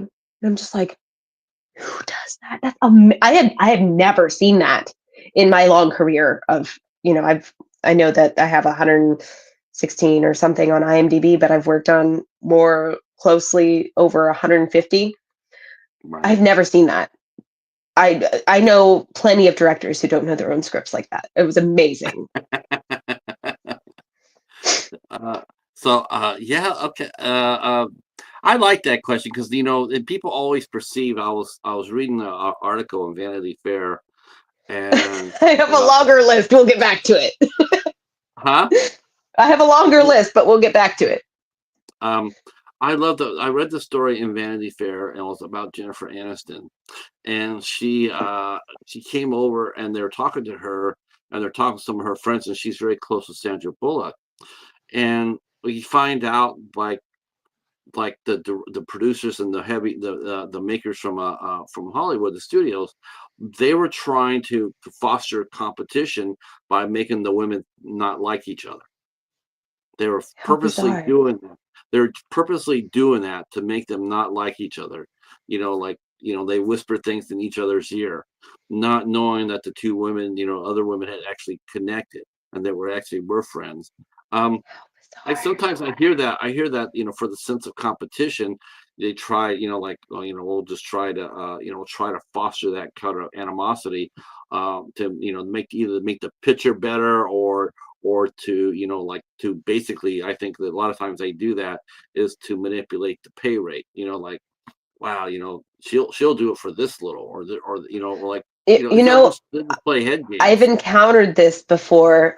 There's been a couple of times that somebody's reached out for me to audition for something, and I'm pretty chill. I try to get things but I have a full workload. I try to get things when I can, and I have had people come right out of the gate being like, "A lot of people want this role," and I'm like, "Okay, let them have it then. Like, I have enough." I am very fortunate that I know wonderful people that are going to keep me working. I don't Mhm. need to beg and fight over people who probably, really need this more than I do if you're going to try to pit me against women. Like, it's not cool. It's not cool. The No. 90s are over. Um, so yeah, going back, we're going to talk about Tinkerhell right here, right now. Okay.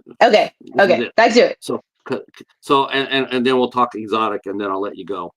So, Tinkerhell, let's talk. I mean, how did you get involved in the project? Were you always there from the ground floor? Yes. Okay. So that's a great idea.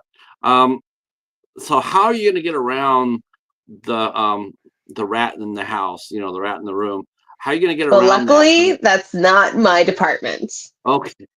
But you know what? I do like to visit the mouse in the house quite often enough. I mean, not a Uh-huh. crazy amount. I might go there once a year, maybe. Yeah. Um, I'm thinking, uh, of course, I'll talk So, about it on set, but would it be too crazy to take Tinkerbell a copy or a poster of Tinkerbell? Do you think she would pose with it? Is that crazy? your Tinkerbell with the other one, with the No, with with the the with the. poster. Would that be crazy? I don't know Do why you you think they would couldn't do do it? that. I I I mean, don't know why. usually I've seen them blur out. Like there was this woman who had a very sexy rendition tattoo of Ursula on her arm, and whenever they got the photos done with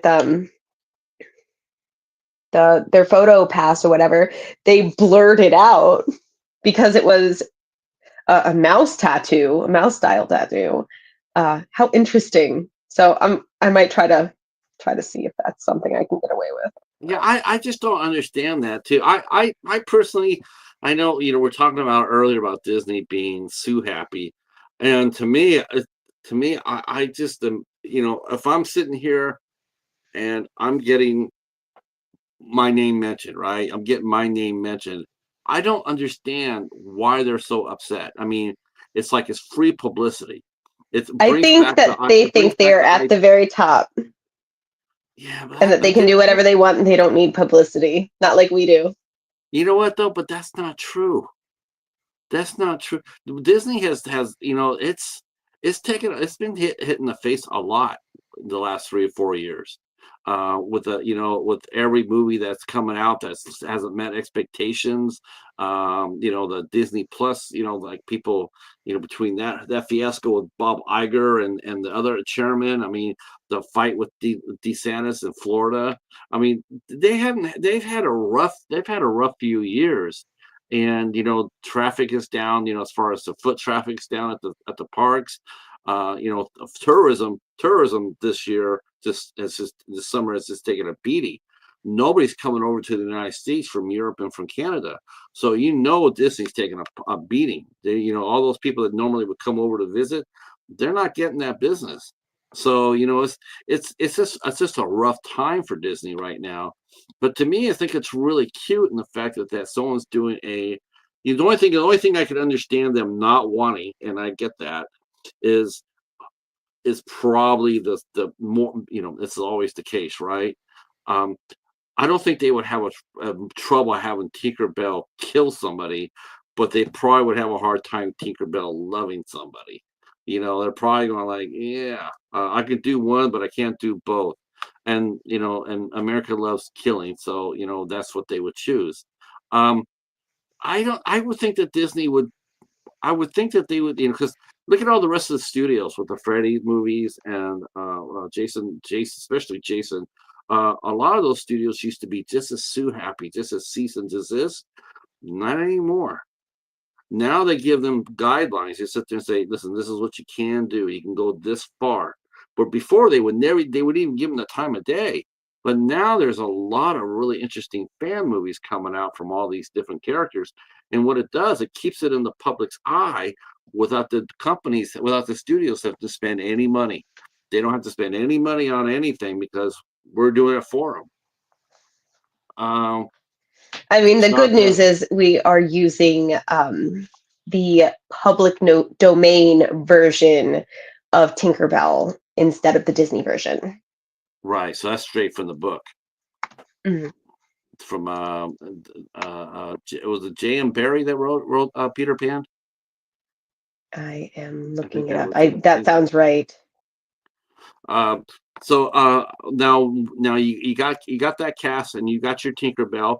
So who is your Tinkerbell in this movie? You were telling me about her earlier, but who is she? Beth McClath. Yeah. Now she's brand new, right? She's the one that Oh, had she's been Aqua. around for a bit. Let me look up her IMDb. Sean says the best thing in Disney was Tower of Terror. I don't remember that. They always changing their park around.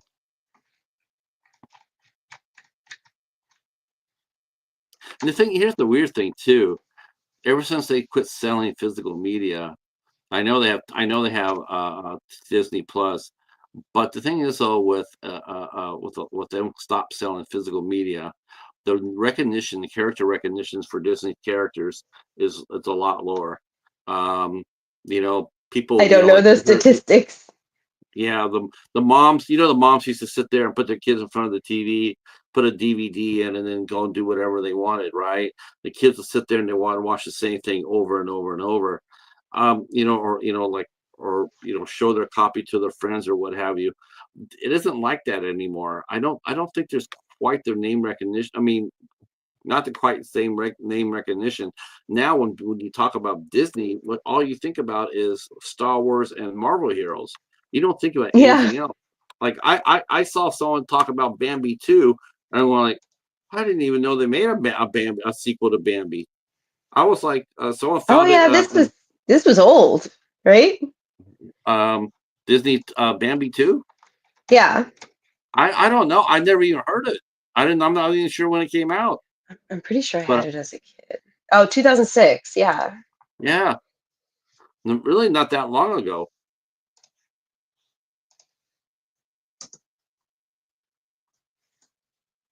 No, what other parts are you gonna be doing anything else on Tinker Hell other than act? Are you gonna be producing or do Oh you want no, to? I'm just acting in it. Is that something you want to do in the future? Would you like to try to direct your own film So I do dabble just a little bit, but there's just too many moving parts, and I am stretched too thin elsewhere. I wouldn't be able to come out with, gosh, how many projects do I generally produce? Not produce, obviously, but how many projects do I normally act in a year? It's 12 or more. There's no way I would be able to keep the bills paid and keep appearing on the scale that I do if I stressed myself thinner and was crew. Now, when I am cast, I can assist and I will assist with lighting, sound. I do a lot of sound engineering at home. I do a lot of voiceover, obviously. Uh, I can work with camera lead. I can, depending on the camera, I can do second unit. Various little things that I am able to bring my expertise and experience into, but I wouldn't be able to stretch myself thin enough to direct something, maybe co-direct, just because I am very familiar with certain characters and archetypes and certain scripts I feel very akin to, but otherwise I just don't think that I'd be able to pull it off. Mm. So Beth Metcalf is going to be Tinker Hell. Now, Yes. do you have a start date for that yet? No, no, we need to get a pretty hefty budget to be able to pull off some of the really cool things that are going to be in the script, some of the kills. Okay. Now, now I haven't asked this question in a long time, but what do you feel as an independent actor? In fact, I actually asked this question to Jeff Kirkendall a long time ago, but I'm going to I ask you. love working with Jeff. Jeff is such a sweet guy. He's a sweetheart. He We've got really something is. really cool coming up, but it's not I completely can't. under wraps, but it's a little under wraps. I saw the preview for the next movie. Oh, there's my friend Dylan von Harvey. I think you worked with her on Cheerleader Camp Yes, Elimination. Yeah, Dylan is awesome. yes, I love her. she Me she too. blew Me me too. away during her moments. She was reading some lines and just the intensity she's got. Wow. She knows what about foster imaginary home for imaginary friends. I was like, Yeah. you're my hero for life. uh, so I should have. Hopefully you're doing well, Dylan. So for a Tinker Hell, I was going to ask you this. Let's say Tinker Hell is like the ideal budget's like $60,000. Okay, Mhm. so let's say Yes. $60,000. Okay. But you do your Indiegogo and you raise up 25,000. Mhm. Now, do you think it's smarter to wait till you raise the other $35,000, or do you feel like you could take the 25,000 you raised and make a movie out of it?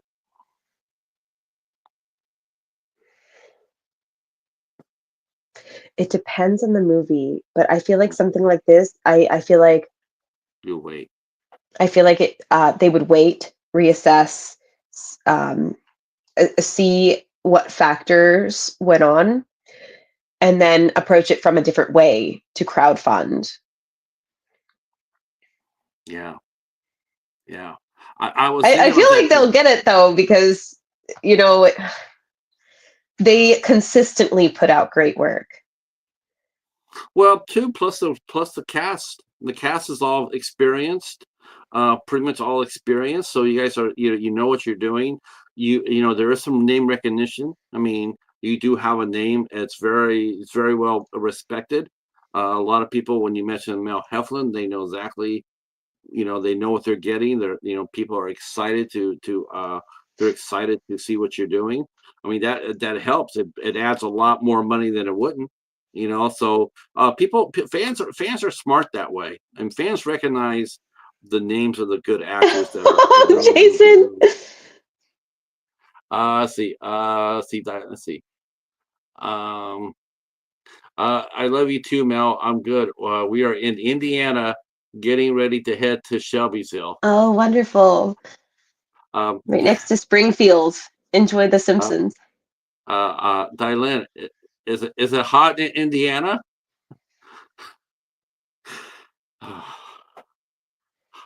it's it's hot in Indiana.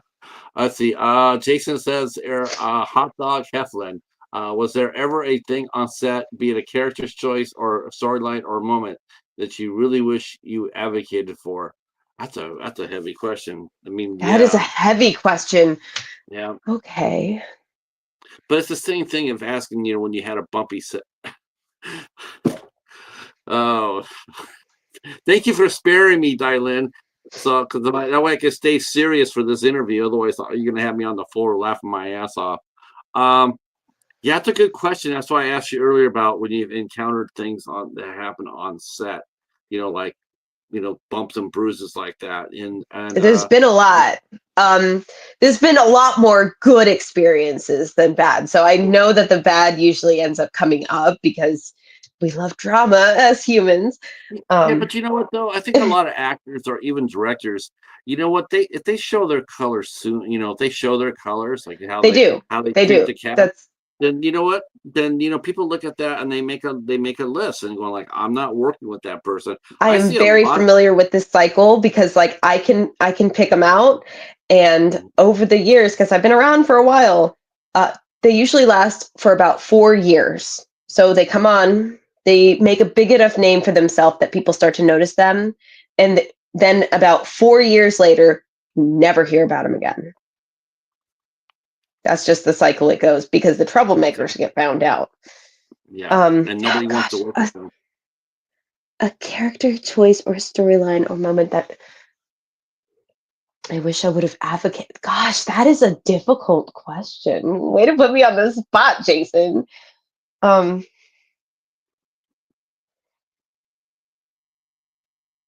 I know there has been, and you know, I can't pinpoint a time, but I'm a lot more trusted these days by, especially the directors that I choose to work with these days. But in my early career, I know you know, there was a lot of smaller characters that I would play, obviously, just, enough to get on these sets and rub elbows with people. There was one in particular that now that I'm thinking about it a little more, and I still have great respect for the filmmaker, but it just wasn't what he was wanting. But I was being in character. It was a very, very difficult, very emotional scene, and I'm not going to go into what that was about. But I remember it just for the character's headspace that I was in, she was going catatonic. I was in character, I was in the headspace, she was going catatonic. And just all these things happening around her because that's real life for the character's head that I was in. And the director, who I still very much care about, was like, no, you need to scream and fight harder and harder. But the thing is, it's in human nature, especially in this character's human nature, that you fight for so long and you will continue to fight as long as you know rescue's coming. If you give up, and it was to this point like she was supposed to be giving up but continuing to fight harder, and that was not within the character's headspace that I was in. And gosh, we filmed these scenes for a very long time, and I want to say it was hours of screaming your throat hoarse. Mhm. It's hard to keep going. Yes. And I was the character, and I was in her head, and it's hard to keep going as a person, as a human, as anyone Did did he keep calling after cut giving on up. the did he keep on calling cut on the scene and redoing it? No, it was just kind of continuous. He was just Wow. going until he got enough footage of what he was looking for.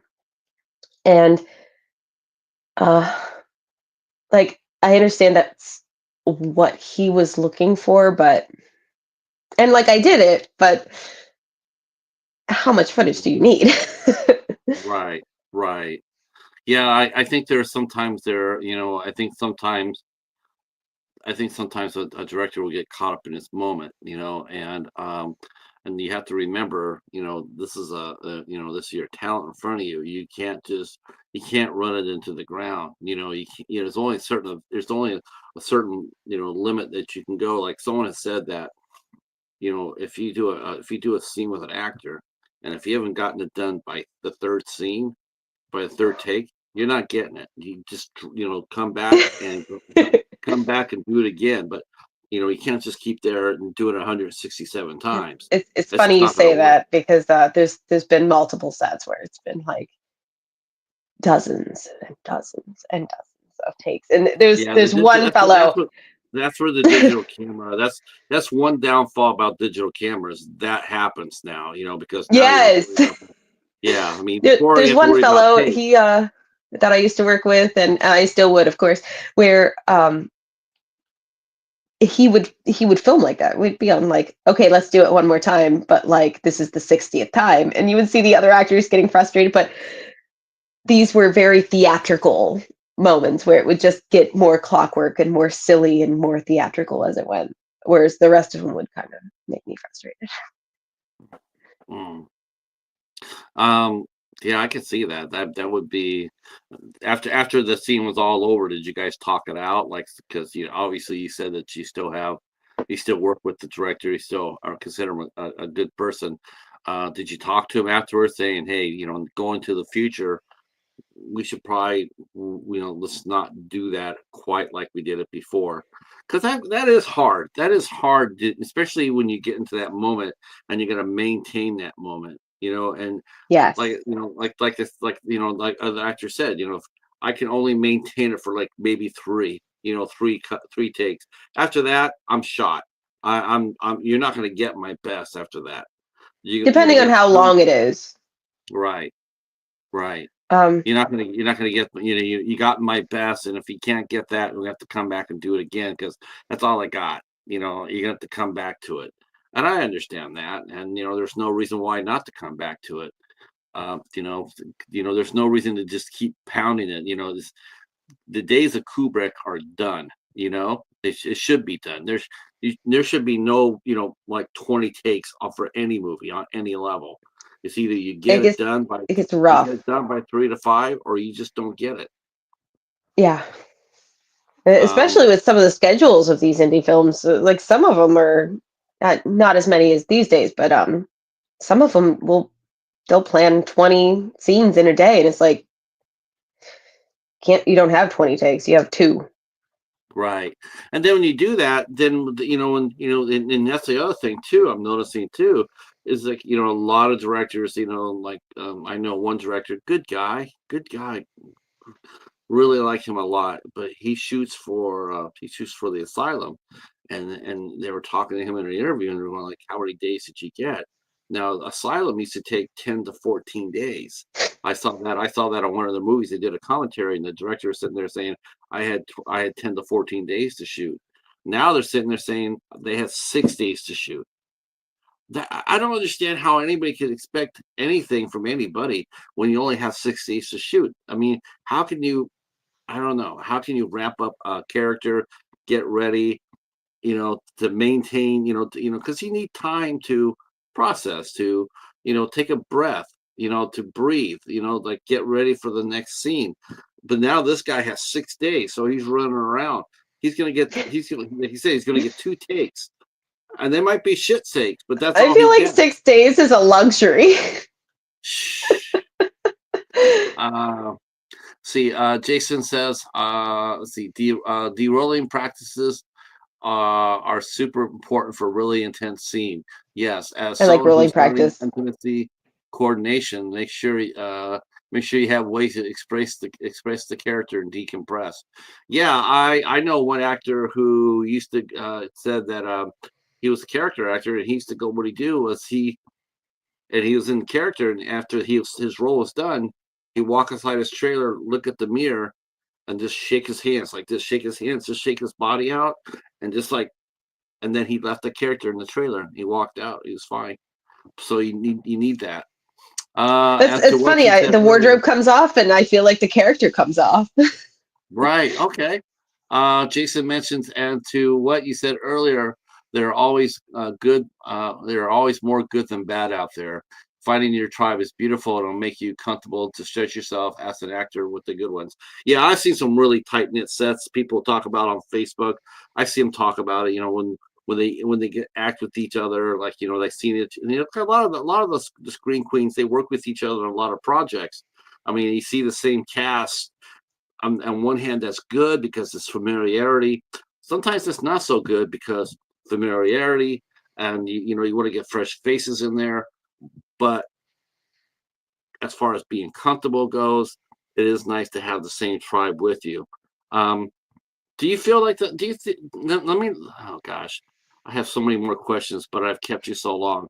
But I'm going to make this the last question. Do you feel? Do you feel it makes you better as an actress and for the project? like I know in Tinker Hell, there seem to be a lot of fresh faces that I haven't seen before. There's a Um, lot. yes. Does that excite you knowing that you're going to be going onto a set with whole fresh faces rather than doing a project with a lot of the familiar faces that you worked with before? I mean, do you feel more challenged working with the new cast, or are you more comfortable with the same old, Oh, same this old? is fascinating. Um, these are fascinating thoughts.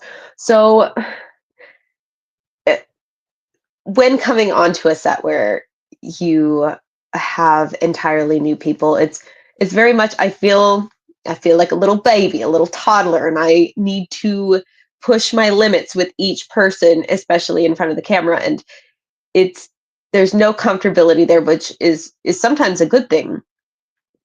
Um, oh gosh, there's discovering what people's limits are, discovering like it's usually so much harder, especially playing mean. Sometimes you get lucky and you click with somebody if you have to play a bad guy. Like before and after each take of me being a bad guy, if I don't know the person and haven't bonded with them quickly, I apologize like 100 times because that's not who I am as a person. I'm not really going to blow your brains out. I'm not really going to dump pickle juice all over you and then laugh about it like a little bad guy, like I'm so mean. Without there being the intention behind the character. Gosh, it's it's also interesting, especially with children. Working with children is even having one of my own doesn't prepare you for the idea of like, okay, I'm playing your mom. I have to like cuddle with you. We have to look natural because kids, they'll be like, I don't know you, lady. Like, it's if they're not in character, they are not feeling it. They're like, and you have to find the comfortability of the person rather than immediately going fully in character and like cuddling this person while they're just like you have to find how to let them feel loose enough. You have to find the happy medium of like how can I touch you and interact with you and make you look comfortable while also looking like I'm actually your mom without you freaking out. So interesting. um I really love working with new people and meeting with new people. They always bring new things to the table, and you want to get the new names out there that are good to work with, but it's also very scary because you don't know what you're going to get. Right, right. I could see both sides of the coin for that. You work with someone you're familiar with, cast you're familiar with. I just think sometimes when that happens, I think the familiarity will sometimes make an actor more, they're not, it's like old friends week. There's not the Yeah. same sort of drive. There's not the same sort of passion because we've done this before. I've acted with you in 6 movies now.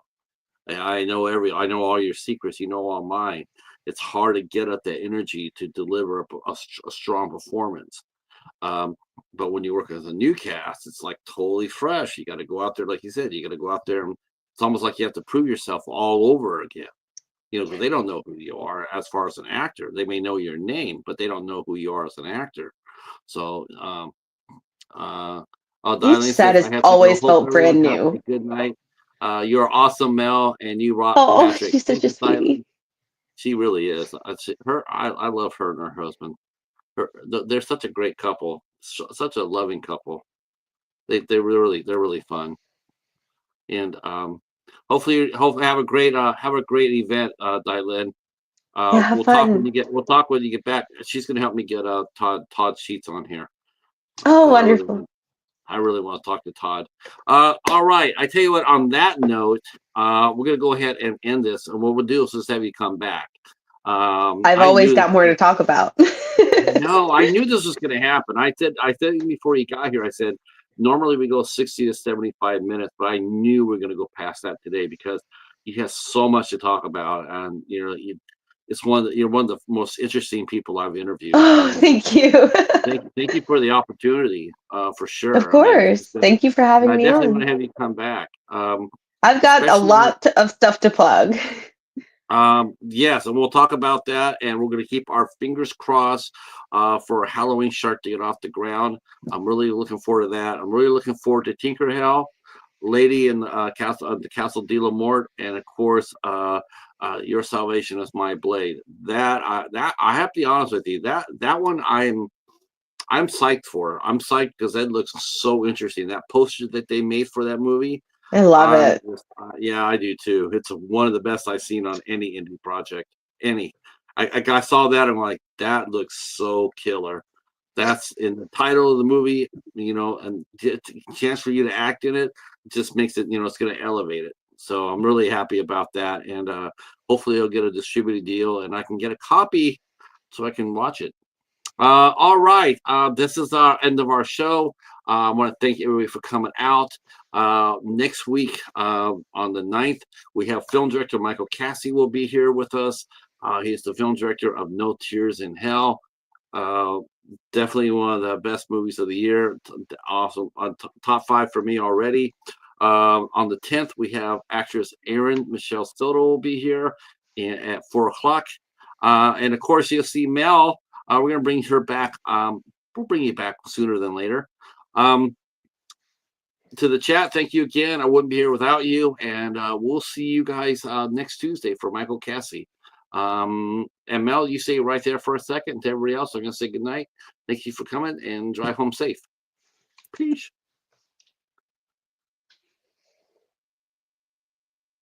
That spell book is